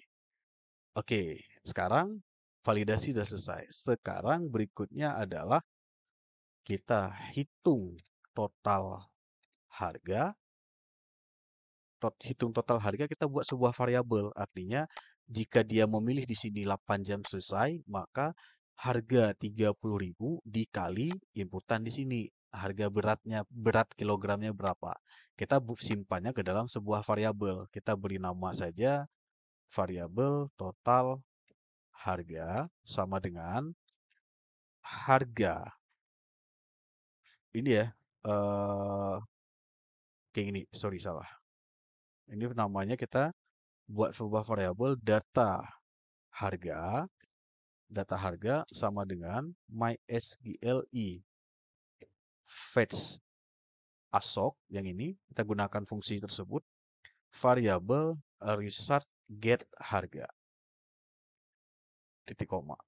Kemudian di bawah kita berikan harga per kilogramnya berapa. Harga per kilonya sama dengan kita buatkan float variabel data harga. Data harga oke harga titik koma. Dah, kemudian baru di sini simpan dalam sebuah variabel. Kita beri nama variabel total harga sama dengan harga per kilo dikali berat. Dah, total harga udah dapat. Sekarang total harganya udah dapat tuh. Ini sekarang ini untuk sekarang total harga ini. Jadi nanti ketika disimpan ke dalam database di sini, ke dalam tabel transaksi di sini, total harga ini kita ngambil data dari variabel ini.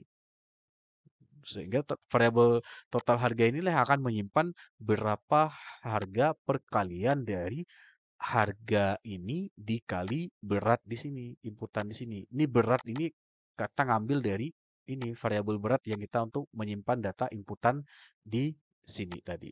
Di sini. Apapun yang berapapun yang diinput di sini tetap kalikan sesuai pilihan di sini, simpan ke dalam variabel total harga. Jadi gitu ya, udah selesai. Sekarang berikutnya, ini masih panjang, kodenya masih agak sedikit panjang.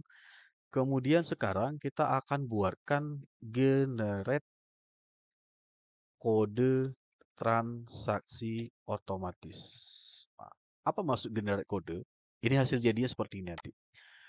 Untuk yang ID transaksi, kita akan buatkan kode dia generate secara otomatis kayak gini. Misalkan di sini ada invoice 1, invoice 2, 3, 4, 5, dan seterusnya. Apabila ada transaksi baru nanti, ini kan nggak ada kita ketik manual tuh, invoice 2, invoice 3, kita nggak ngetik manual. Apabila ada suatu data transaksi terbaru, maka di sini akan menjadi invoice ke-6. Jadi seperti itu. Contoh ya, ini contoh hasil yang udah jadi. Contoh hasil yang sudah jadi seperti ini. Ketika ada tambah data baru, maka langsung muncul di atas invoice ke-6. Ada muncul data transaksi baru lagi, invoice ke-7. Kata invoice dan ini tetap, dan 5 ini nanti akan ditambahkan secara otomatis. Incrementnya dia naik satu persatu. Nah, bagaimana cara membuat kode invoice seperti ini? Jadi ini biasa digunakan dalam suatu aplikasi penjualan biasanya. Jadi ibaratnya kodenya itu digenerate secara otomatis tanpa diketik manual di sini. Ini kan nggak ngetik ya, nggak ngetik kode invoice-nya. Tapi akan digenerate secara otomatis melalui kode yang akan kita buatkan. Nah, itu hasilnya. Sekarang kita buatkan. Kita buatkan. Kodenya kayak mana? Perhatikan kodenya. Yang pertama adalah ambil data kode terakhir terakhir dari tabel transaksi. Artinya, kita akan ngambil data dari tabel transaksi di sini. Apapun nilai terakhir yang ada di dalam ID transaksi, maka dia diambil. Kalau misalkan nanti ID transaksinya adalah invoice 1, berarti ketika ada ID baru, berarti jadi invoice kedua, dan seterusnya. Caranya kayak gini, ngambil datanya. Kita beri nama sebuah variabel query last ID sama dengan select ID transaksi form TB transaksi. Ini ya dari tabel transaksi, TBL transaksi, sorry. Dari TBL transaksi. Ambil kolom ID transaksi, ambil ID kolom transaksi dari tabel TBL transaksi. Itu pemahamannya. Ini. Pemahamannya seperti itu. Order by ID transaksi dash limit 1. Artinya kita hanya mengambil satu data saja. Nggak boleh lebih. Limit itulah hanya ngambil satu saja. Itu query SQL. Kemudian resource kita buat sebuah variabel last ID. Ini nama variabel aja. Kita berikan mysqli query. Kemudian panggil variabel con sama seperti sebelumnya. Con variabel query last ID. Oke, dah. Kemudian kita di sini berikan variabel lagi. Kita beri nama last invoice number. Ini nama variabel sama dengan 0. Artinya data paling minimal itu adalah kita 0. 0 ya. Sekarang kita berikan kondisi kayak gini. Kita berikan kondisi. Kondisi dengan cara if, jika, di sini kita berikan adalah, kondisinya adalah, misal invoice-nya adalah 123, maka diambilnya itu adalah karakter di ujungnya. Jadi gini, kalau misalkan kita lihat hasil yang udah jadi, kata invoice ini kan tetap. Ini tetap. Yang berubah hanya ujungnya saja. Jadi invoice seperti ini. Dia itu tetap. Invoice strip tetap. Sedangkan yang berubah hanya 5 di ujung di sini. Ini yang berbedanya. Sekarang dengan konsep ini, kita sekarang ambil data yang ini tetap, yang berubah cuma ini saja. Ya, itu maksudnya. Sekarang menggunakan apa? Kita menggunakan yang namanya fungsi explode yang disediakan oleh PHP. Nah, itu pemahamannya. Sekarang kita terapkan kodenya. Caranya kayak gini. If, jika, results, last ID, dan operator dan, mysqli 6 row, variabel results last ID jika itu ya. Artinya ada operator perbandingan dan ini hasilnya lebih dari 2, maka variabel row mysqli kita gunakan fetch assoc kemudian results last ID titik 2. Nah, sekarang misal di sini kita baru gunakan export. Kita simpan dalam sebuah variabel part sama dengan kita panggil fungsi export caranya kayak gini. Nah, ini simbol ini itulah yang akan muncul ini nanti. Ini kita berikan kayak gini. Dah, ini export kemudian di sini row variabel row ID transaksi. Dah, titik koma di luar ya. Kemudian di bawahnya adalah if. Kita buat kondisi lagi. If jika jumlah part tadi ya yang kita buatkan variabel tadi jumlahnya adalah lebih dari 1 dan variabel dan is kita panggil fungsi is numeric n variabel part tadi ini maka nilai akhir adalah last invoice number sama dengan kita panggil variabel integer fungsi integer n variabel parts titik 2 titik koma. Oke, udah. Sekarang apabila sudah ini if-nya buka di sini tutup di sini, sekarang baru kita cetak ini ya. Ini kodenya dikasih panjang, baru kita buat formatnya sekarang jadinya seperti ini. Nah, invoice nanti munculnya seperti ini. Nah, ini kodenya. Variabel next invoice number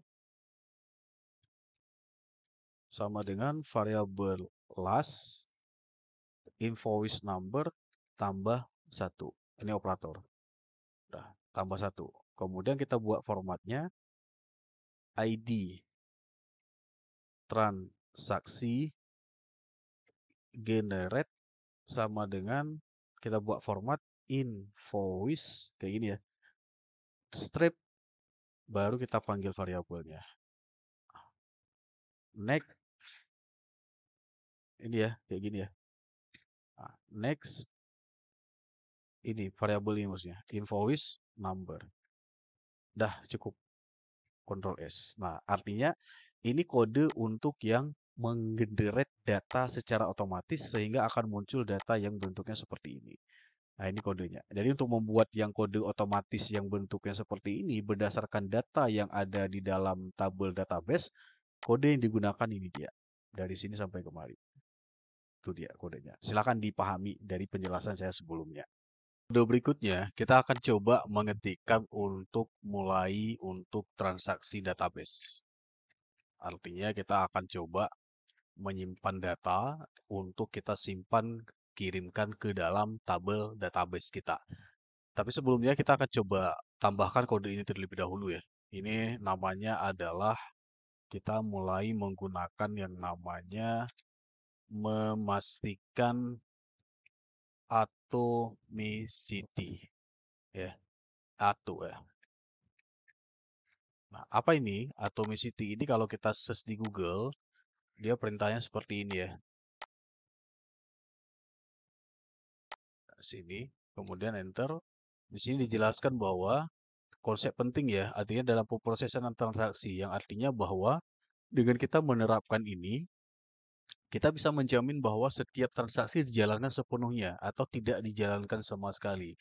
Dengan kata lain, Jika sebuah transaksi memiliki beberapa operasi, maka semua operasi tersebut harus berkali ataupun tidak ada yang berhasil.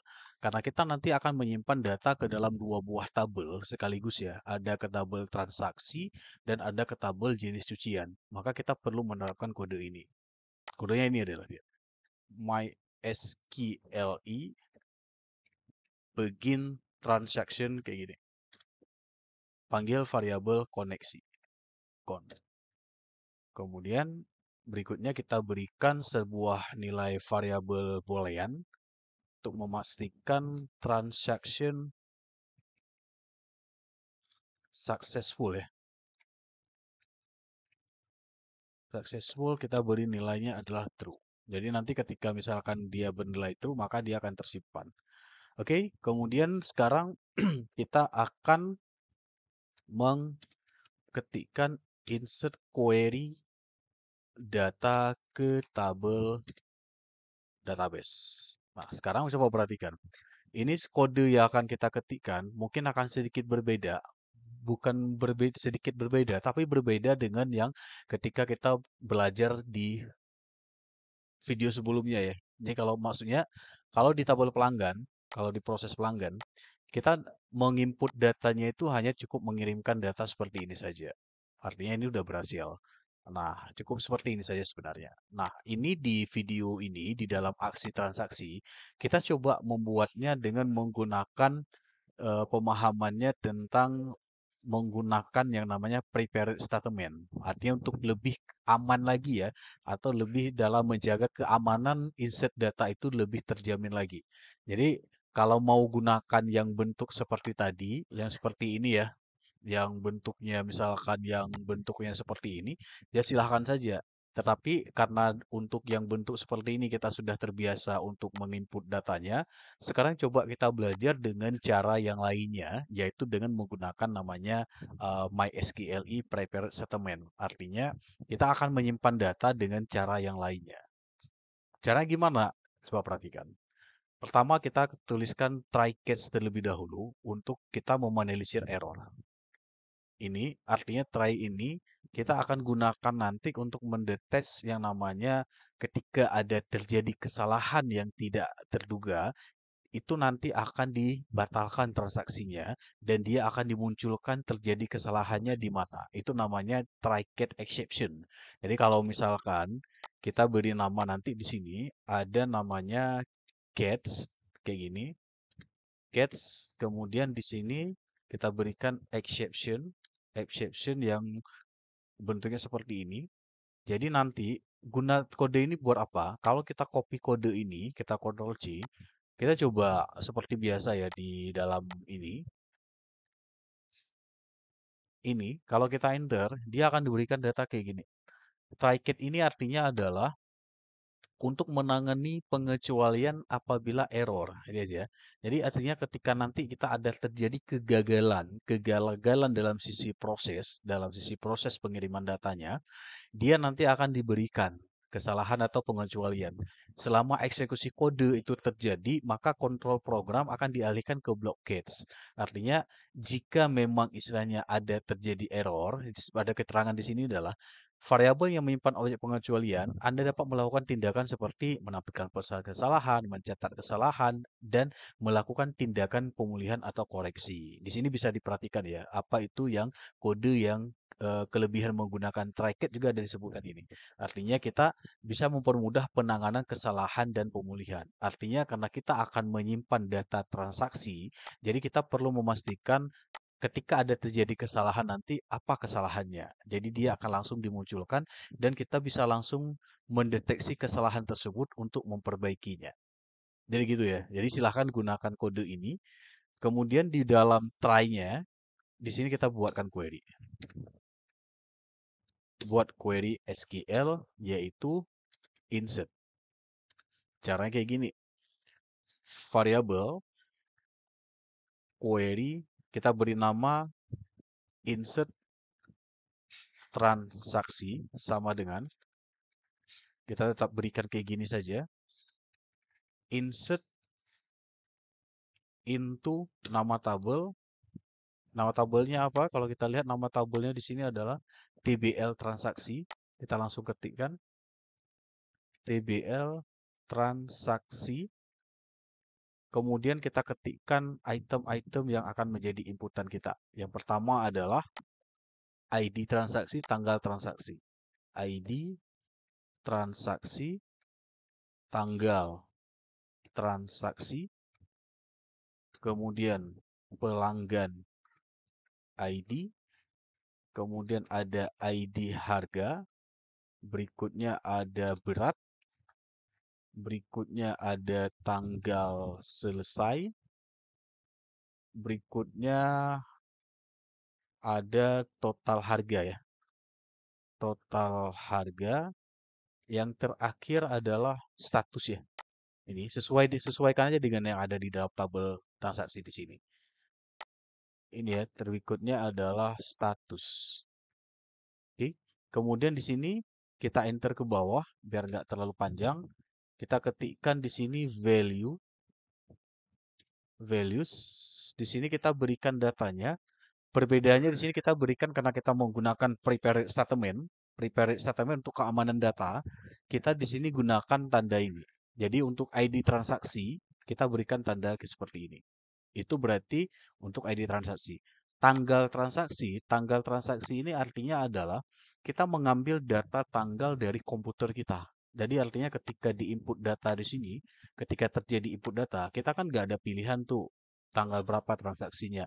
Kita tidak memilih atau menginput, tetapi dia langsung diambil data dari komputer kita. Dari komputer kita di sini. Jadi kalau hari ini kita terset komputernya tanggal 31, ya berarti nanti data yang akan dikirimkan adalah tanggal 31. Jadi otomatis dia terbaca berdasarkan format tanggal di komputer perangkat kita, di perangkat komputer kita. Jadi caranya untuk bisa mengambil data tanggal secara otomatis, kodenya digunakan ini saja. Now. Kayak gitu saja. No itu artinya buat apa?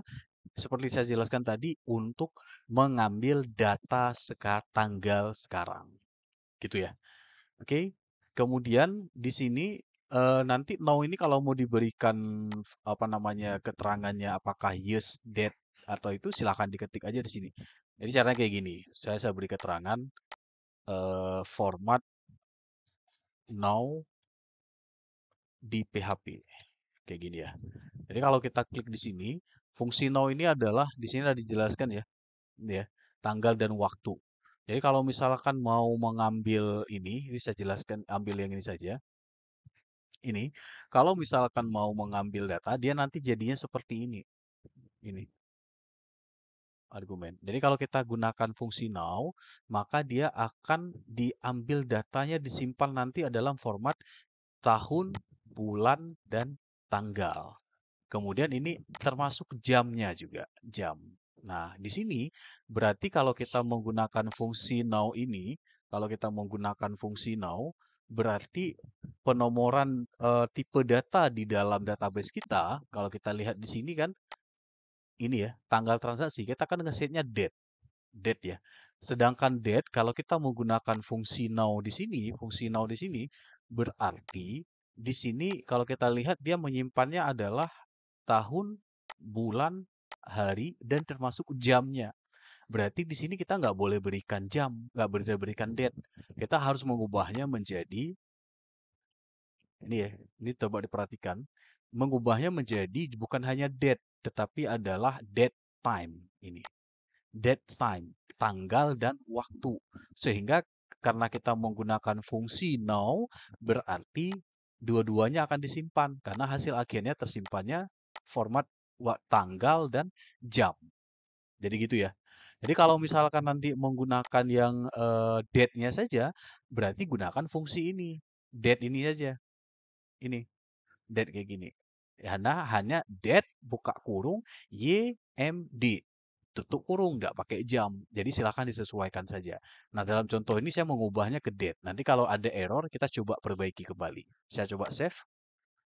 Nah, sekarang kan formatnya menjadi date time. Ya, date time. Oke.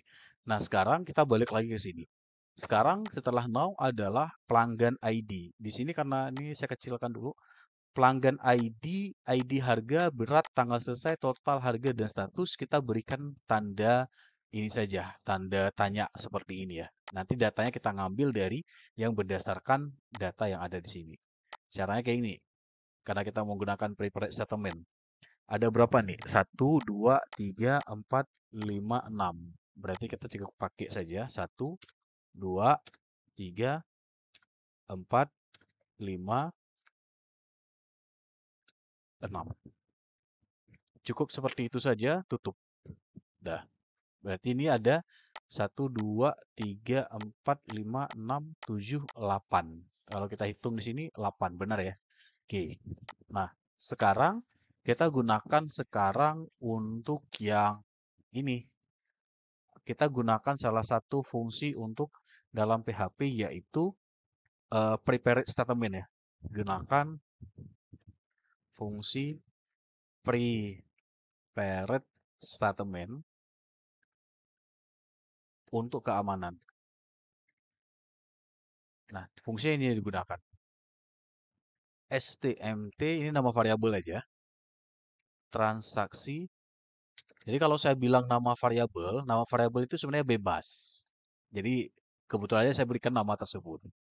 MySQLi prepare ini. Kemudian kita panggil variabel koneksi. Kemudian panggil variabel query insert tadi. Insert transaksi. Titik 2. Dah, kemudian save. Pemahamannya, prepared statement ini apa? Coba kita search lagi ya. Jadi untuk mencari tahu kita tuh gunakan belajar aja dari sini, dari Google atau dari mana kayak gitu. Misalkan kita tulis kayak gini. Fungsi prepared statement di PHP. Jadi di sini akan dijelaskan ini fungsi ya. Dijelaskan bahwa ini untuk mengeksekusi query sambil melindungi dari SQL injection. Balik lagi bahwa prepared statement itu keamanan data. Kita udah bahas tadi ya, apa itu SQL injection. Udah kita bahas dari video dari awal tadi ketika kita menggunakan yang bentuknya seperti ini, MySQL read escape string. Jadi juga fungsinya adalah untuk keamanan data, mencegah yang namanya SQL injection. Oke, sekarang kita berikan kondisi di sini. Berikan kondisi untuk transaksi berhasil diproses. Caranya kayak gini. If jika variabel stmt transaksi benar, terjadi penyimpanan datanya berhasil, maka gunakan fungsi berikut untuk penyimpanan datanya. Ini dia kita gunakan. MySQLi stmt bin param. Ini ya, ini makanya saya bilang ini agak sedikit berbeda. Kita titik koma di sini. Oke. Kemudian kita ketikkan di sini adalah di dalamnya di sini, di dalam di sini kita ketikkan yang pertama adalah stmt transaksi. Ini statement yang kita berikan tadi. Kemudian kita berikan kode keamanan ini. Ini kode keamanan. Ini berikan aja SSSIIDS. Ini ya. Jadi ini tipe data untuk keamanan data kita. Kemudian ke bawah. Ini kalau bingung SS ini apa? Sama seperti tadi. Kita Ctrl C. Kita lihat di sini di ini SED statement di PHP. Ini artinya dijelaskan bahwa keamanan web juga. Identifikasi mengatur akses ini ya. Ini ya, artinya itu semuanya untuk keamanan. Semuanya adalah untuk keamanan. Ini bukan ini. Bentar. Nah, ini kayak gini. Oke. Nah, ini dia. Ada. Silakan disimak nanti kira-kira itu fungsinya buat apa. Ya. Ini ada keterangannya ini. Fungsi logika yaitu. Nah, silakan dicek aja lah. Saya ini kan. Udah. Kemudian di bawahnya adalah untuk ID transaksi generate. Nah, ID transaksi generate ini apa? Untuk menyimpan data ke kode transaksi. Dari mana kodenya? Dari sini yang kita cetak ini. Jadi ID transaksi generate disimpan ke dalam ID transaksi. Gitu. Nah, kemudian berikutnya adalah untuk yang pelanggan ID. Pelanggan ID kita ngambil dari sini. Dari ini, pelanggan ID ini. Dah, kita copy sini. Simpan variabel pelanggan ID. Nah, berikutnya adalah ID harga. ID harga kita ngambil dari sini. Ini ID harga. Dah, kita lakukan lagi variabel ID harga. Berikutnya adalah ini ya, variabel ID harga, koma, tidak benar. Kemudian berikutnya berat, tanggal selesai, total harga, dan status. Kita langsung ketik aja di sini. Variabel berat, kemudian variabel tanggal selesai, variabel total harga dari yang telah kita buat sebelumnya di atas. Kemudian yang terakhir adalah variabel status transaksi. Nah, di sini di status transaksi perlu diperhatikan di sini. Ini kita belum buat datanya. Status ini belum kita buat. Di sini kalau kita lihat database, coba buka database, status transaksi itu hanya ada 3, yaitu proses, dicuci, dan selesai. Seperti saya bahas di dalam video sebelumnya bahwa di status transaksi ini secara default ketika ada transaksi pertama sekali masuk atau disimpan data ke dalam tabel, dia nilainya adalah proses. Itu nilai awalnya. Jadi nanti ketika ada perubahan, apakah diubah menjadi dicuci atau selesai, itu tinggal diubah saja nantinya.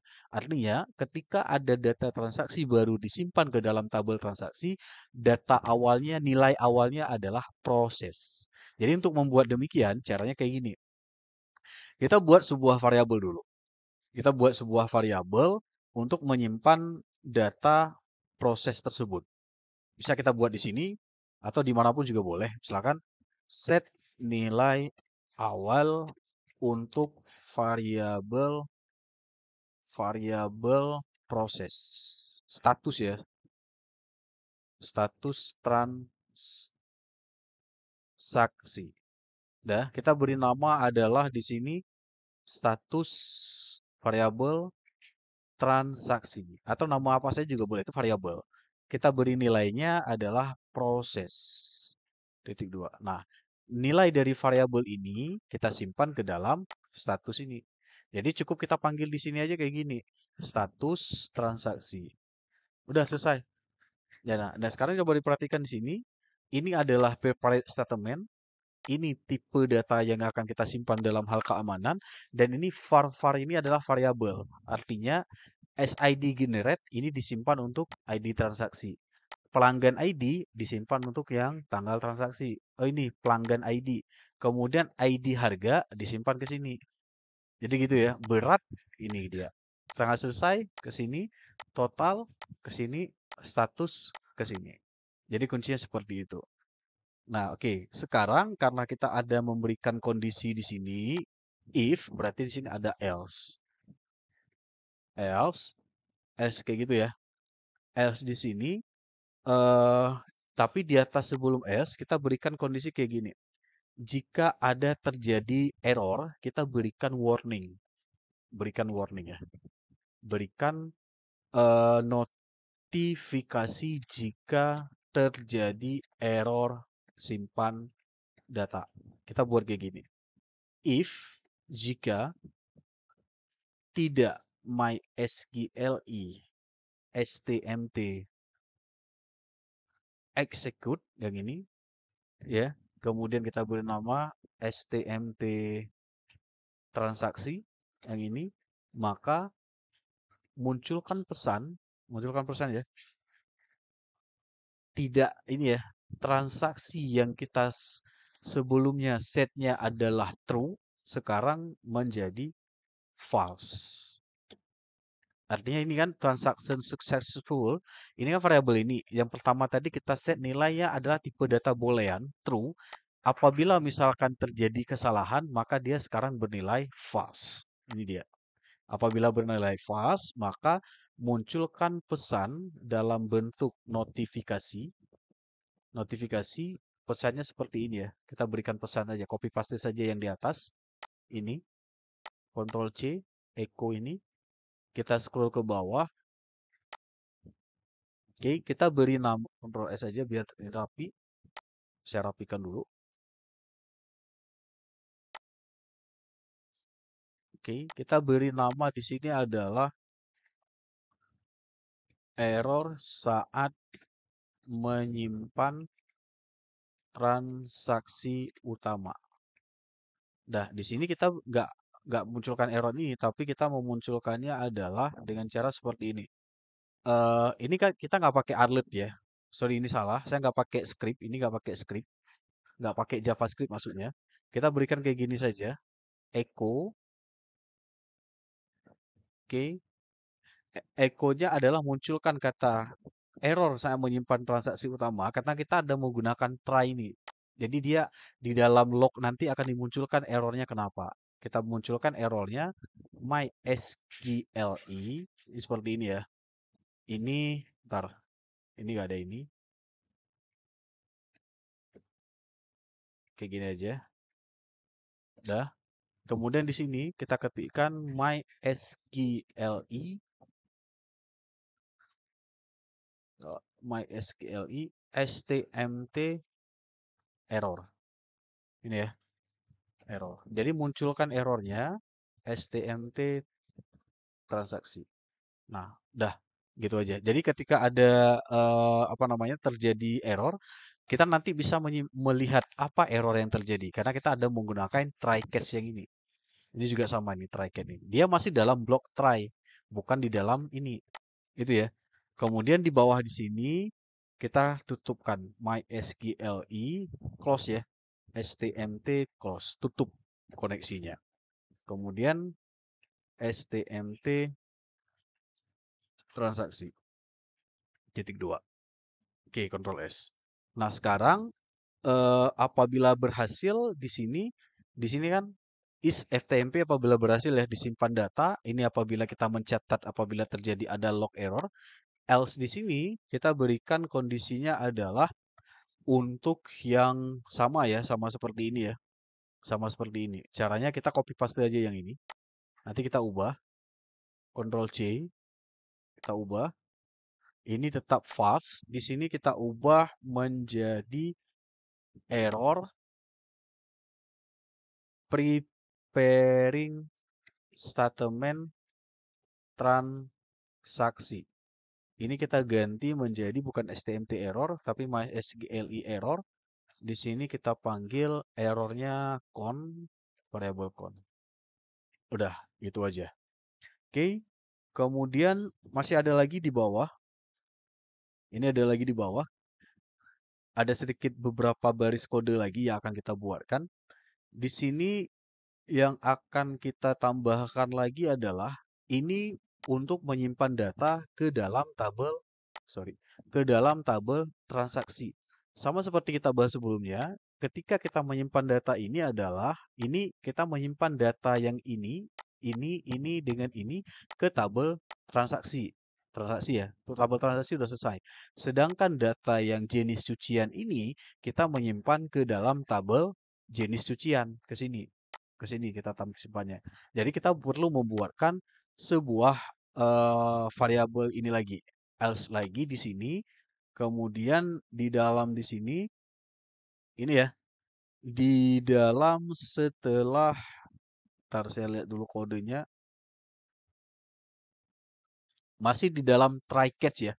Nah, di sini. Di sini kita tambahkan kode insert data array ke tabel jenis cucian. Nah, kita akan ngambil data ini. Kita akan ngambil data array yang diketikkan di sini. Terserah dia berapa buah. Kemudian datanya, karena kita bermain data array, kita simpan datanya ke dalam tabel jenis cucian di sini.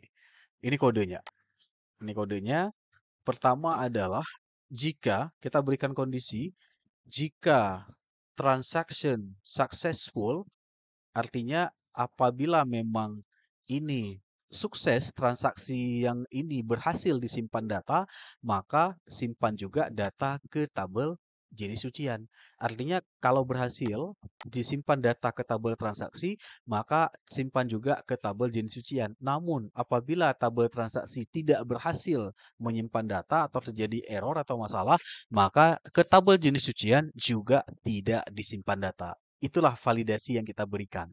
Mencegah human error terjadi. Artinya biar terjadi double data. Nggak mungkin kan kalau misalkan kita pakai kode yang biasa seperti ini ya, kode yang sebelumnya ya, yang misalkan yang pelanggan ini, yang kode seperti ini, itu akan merepotkan kita ketika ada terjadi apa namanya kesalahan di satu tabel, maka tabel yang berikutnya juga tidak akan mengikuti. Makanya kita karena ada penyimpanan data dalam dua buah tabel sekali simpan, maka kita buat dengan bentuknya seperti ini.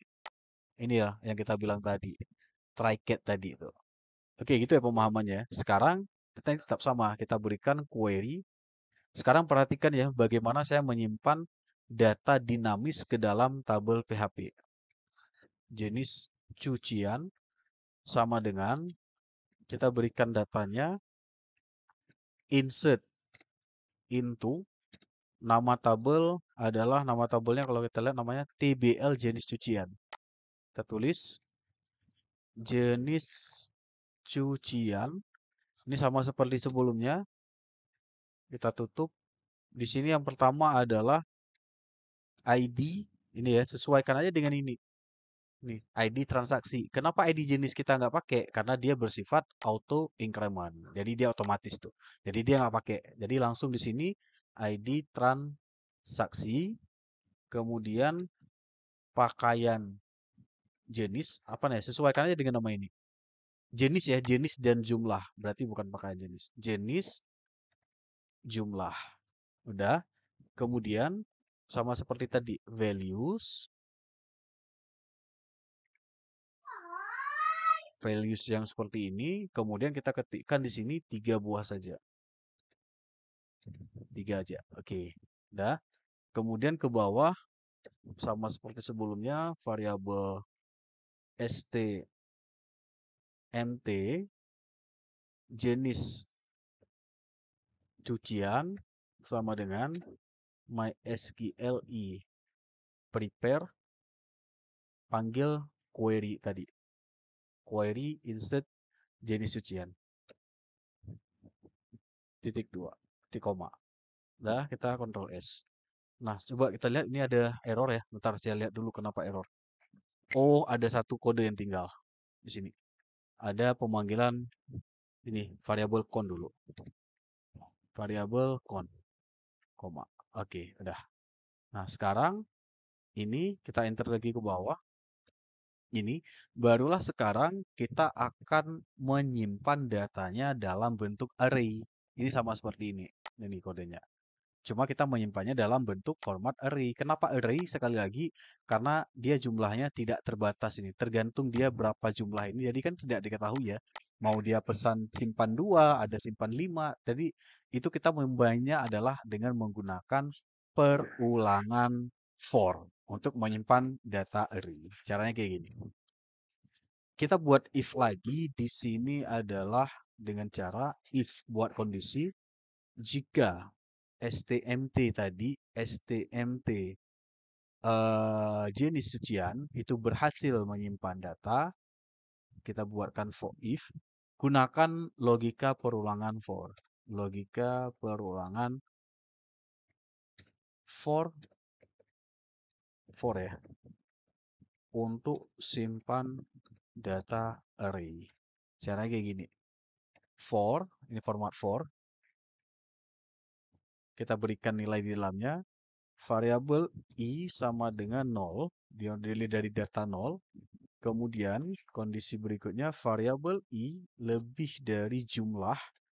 Jumlah di sini adalah jenis pakaian array. Ini ya, data di sini. Data yang kita ambil di sini. Nah, ini yang kita buat tadi. Ini. Ini. Nah, ambil aja ini. Copy, Ctrl C, bawa ke sini tadi. Jika lebih dari ini, variabel jenis pakaian array.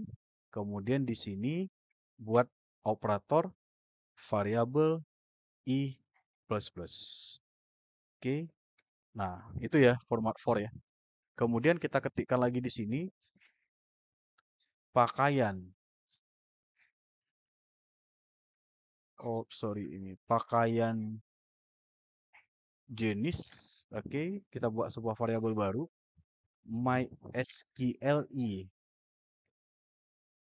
real escape string.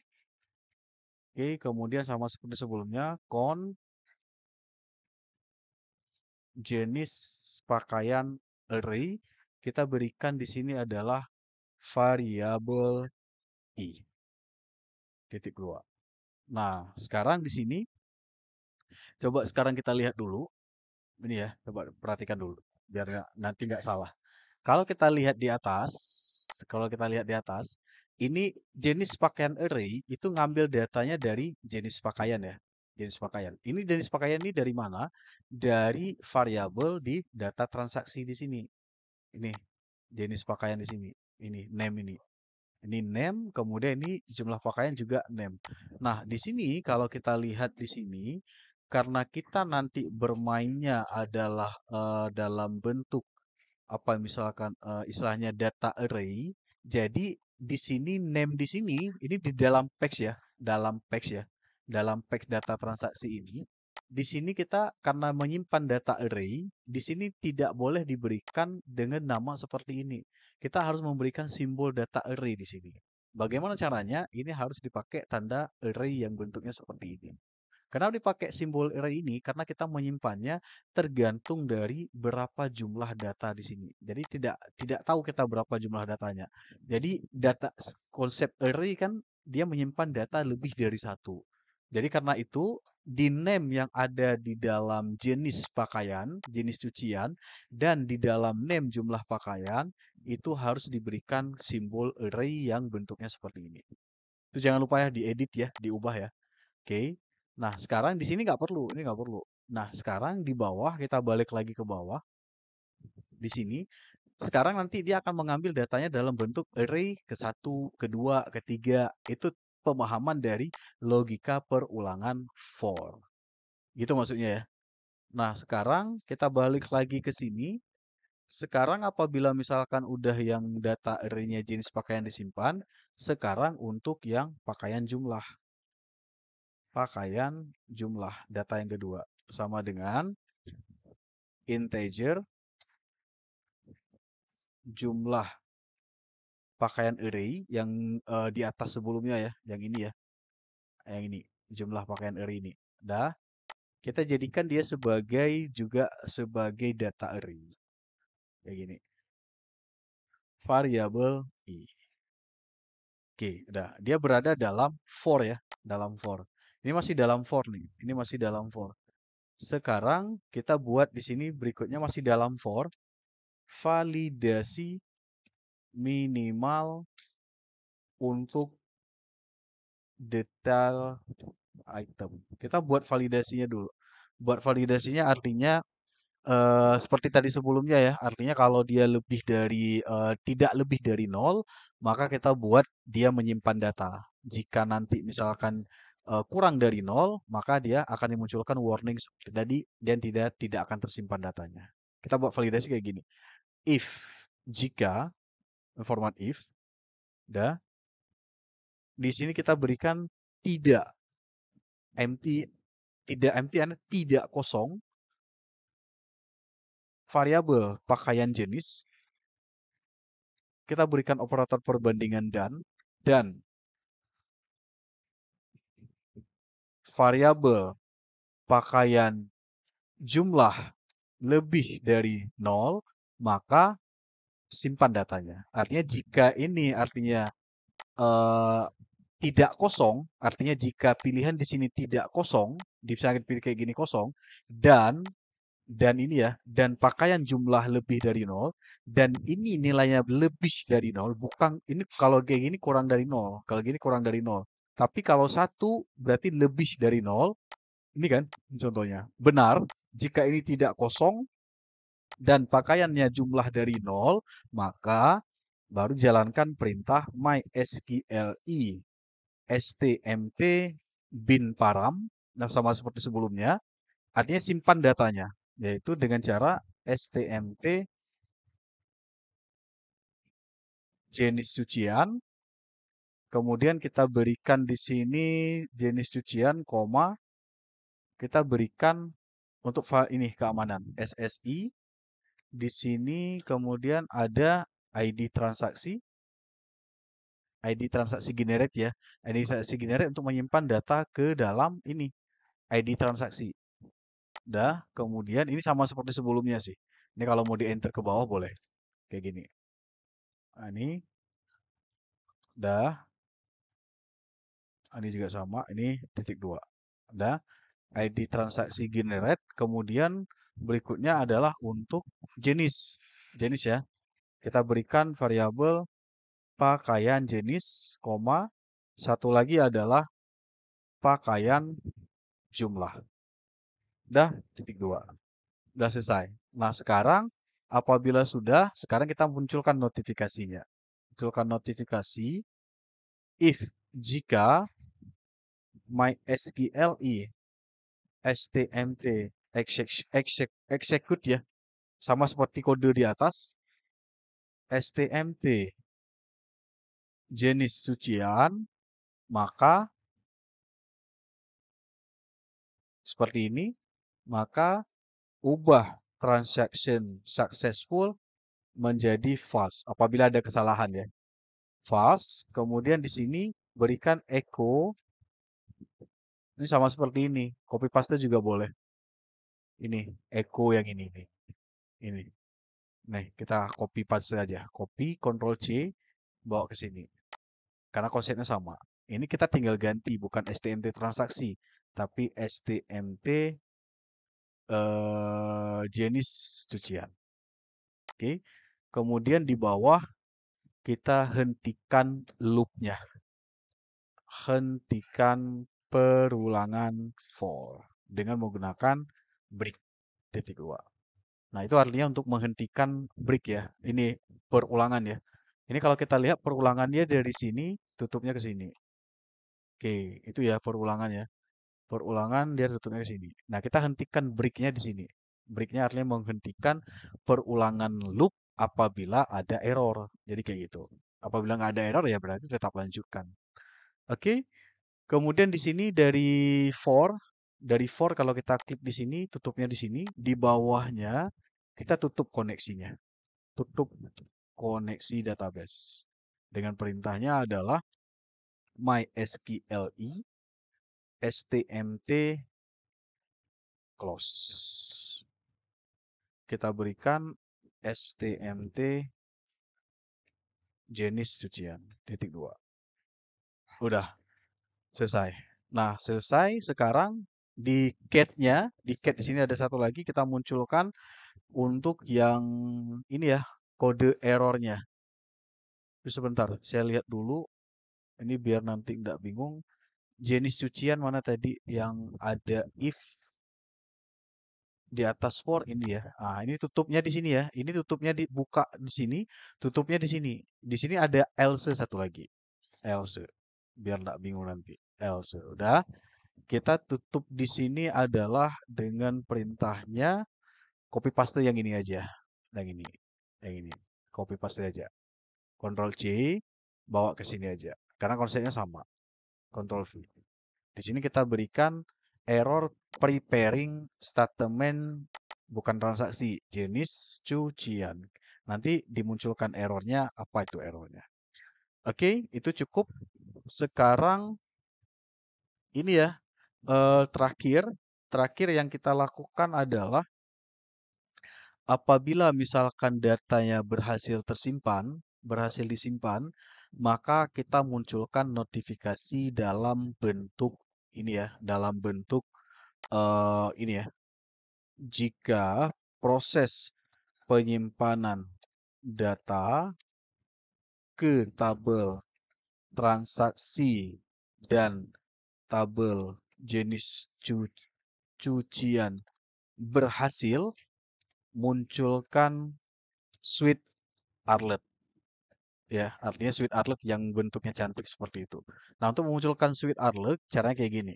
Kita ketik dulu if jika oke, jika variabel transaction sukses, maka di sini kita berikan mysqli commit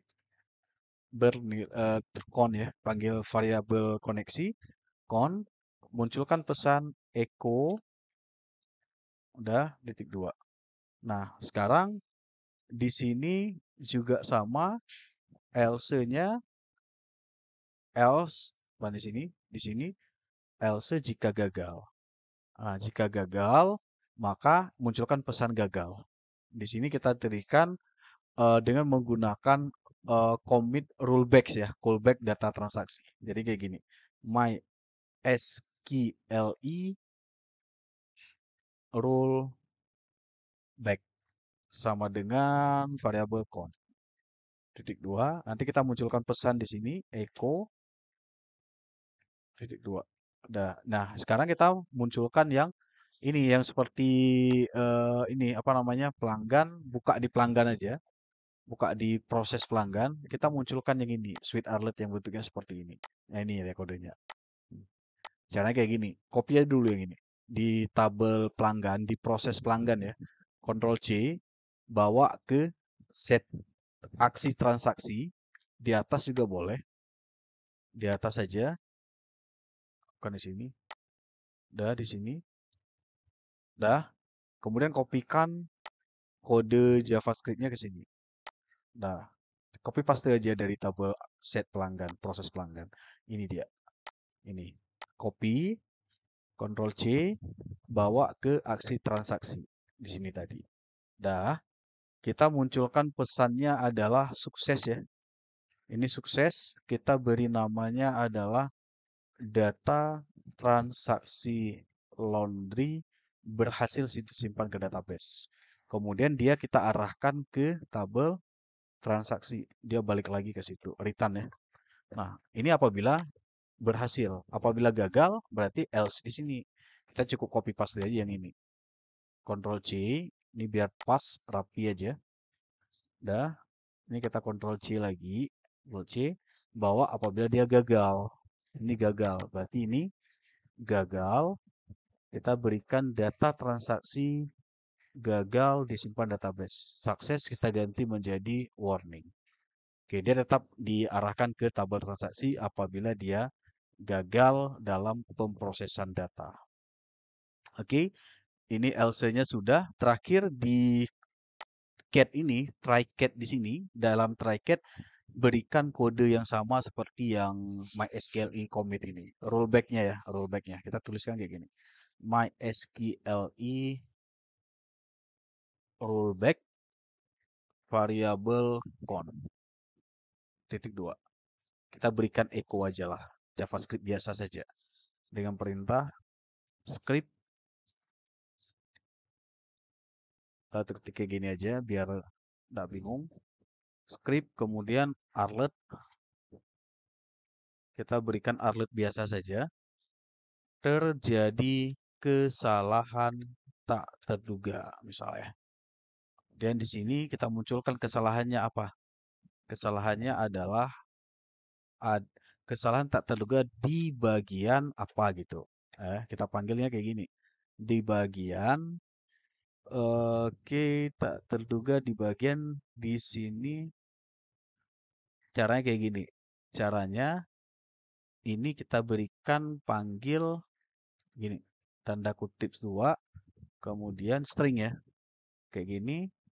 Kemudian panggil parameter e-nya. Ini parameter e.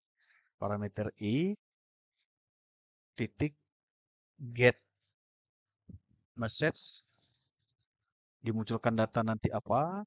Jadi ketika ada error dia akan muncul nanti. Kemudian di sini kita ketikkan data dibatalkan, data dibatalkan gitu ya. Udah. Kemudian di sini titik aja. Kemudian di sini kita ketik lagi ada tanda kutip 1. Ini kita hapus. Ini ya, tanda kutip 1 ini. Kemudian titik koma. Udah. Di bawahnya kita enter. Balik lagi dia Windows. Ini kode JavaScript ya. History.back Artinya dia balik lagi ke posisi semula. Dah, kemudian tutup scriptnya. Jangan lupa titik dua, titik koma. Ada error? Nggak ada. Oke, udah itu aja sih kode untuk yang menyimpan data transaksi ya. Artinya lumayan panjang memang kalau kita lihat di sini. Lumayan panjang dari awal dari sini sampai dengan kemari itu lumayan panjang ya kode transaksi. Kenapa kita buat kayak gini? Karena kita mau keamanannya datanya bagus dan juga karena ini ada penyimpanan data dalam dua buah tabel. Jadi kalau mau dibuatkan yang bentuk yang seperti sebelumnya sih bisa saja. Tapi ini sebagai pemahaman ilmu saja. Artinya kalau nanti agak sulit mengetik kodenya, nanti bisa di-download saja program aplikasinya. Sekarang kita akan uji untuk yang proses transaksi ini. Apakah memang datanya berhasil tersimpan atau tidak. Caranya, kita klik transaksi baru. Kemudian di sini kita pilih nama pelanggan. Misalkan kita pilih yang ini. Beratnya misalkan kita berikan 10. Kemudian jenis harganya misalkan kita pilihnya adalah 8 jam selesai. Kemudian tanggal selesainya misalkan besok. Dan di sini kita pilih jenis cucian. Celana misalkan ada 3 buah. Tambah jenis cucian, ada baju kaos, ada 5. Kemudian ada tambah satu lagi misalkan baju kerah.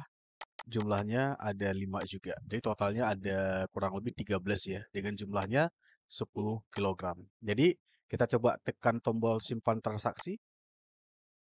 Nah, di sini sudah berhasil, data transaksi laundry berhasil disimpan.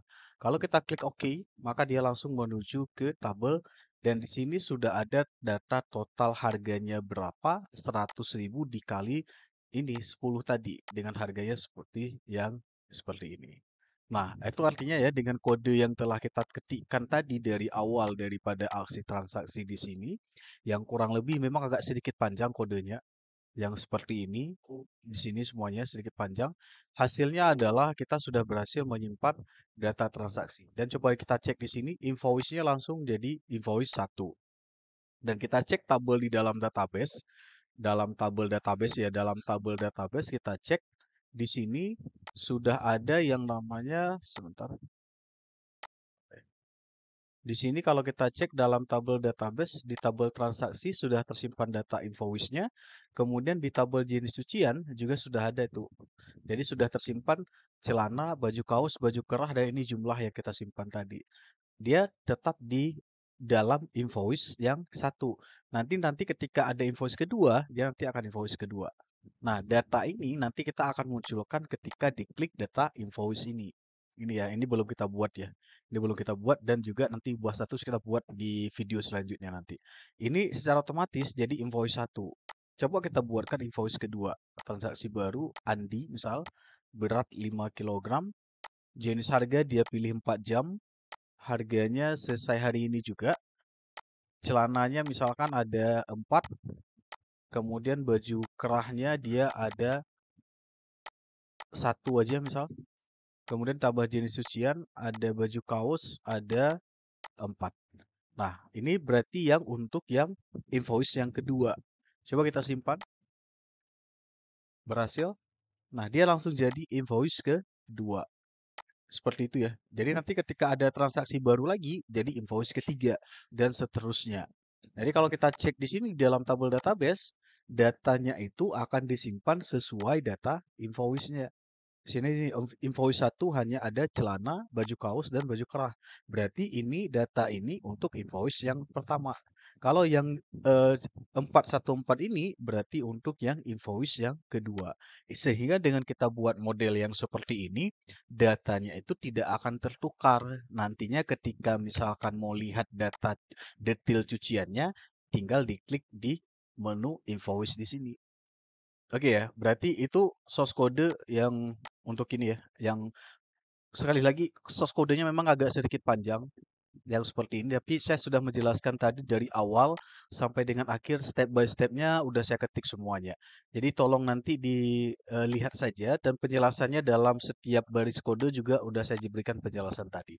Nantinya kalau misalkan agak sedikit bingung dan mungkin agak ribet untuk mengetik kode ini, saya nanti akan di akhir video nanti akan saya berikan link untuk mendownload hasil akhir dari program ini setelah saya selesaikan semuanya. Seperti itu ya. Nah, Cukup dulu untuk video ini karena sudah lama sekali, udah hampir 2 jam juga kita bahas dan mengetik source kodenya satu per satu. Ada 2 lagi yang akan kita selesaikan, yaitu kita akan buat invoice. Ketika diklik invoice nanti muncul statusnya, muncul detail daripada transaksi dengan nomor invoice tertentu, dan juga ada ubah status, artinya untuk mengubah status ini dari proses menjadi dicuci atau selesai nantinya. Kemudian ada satu lagi yang akan kita kerjakan, yaitu laporan harian ini ya. Ini belum jadi ya, belum ada. Nanti kita akan coba buatkan datanya, termasuk yang mendesain dashboard ini supaya dashboardnya itu dia nanti sesuai dengan data yang ada di dalam tabel kita. Oke, itu saja mungkin yang penjelasan tentang bagaimana membuat di transaksi dengan menggunakan kode PHP. Sekali lagi, ada 2 lagi proses yang akan kita selesaikan di dalam tabel transaksi. Kita menambah transaksi udah selesai. Ada 2 lagi yaitu invoice dan ubah status. Kita akan melanjutkannya di video yang berikutnya.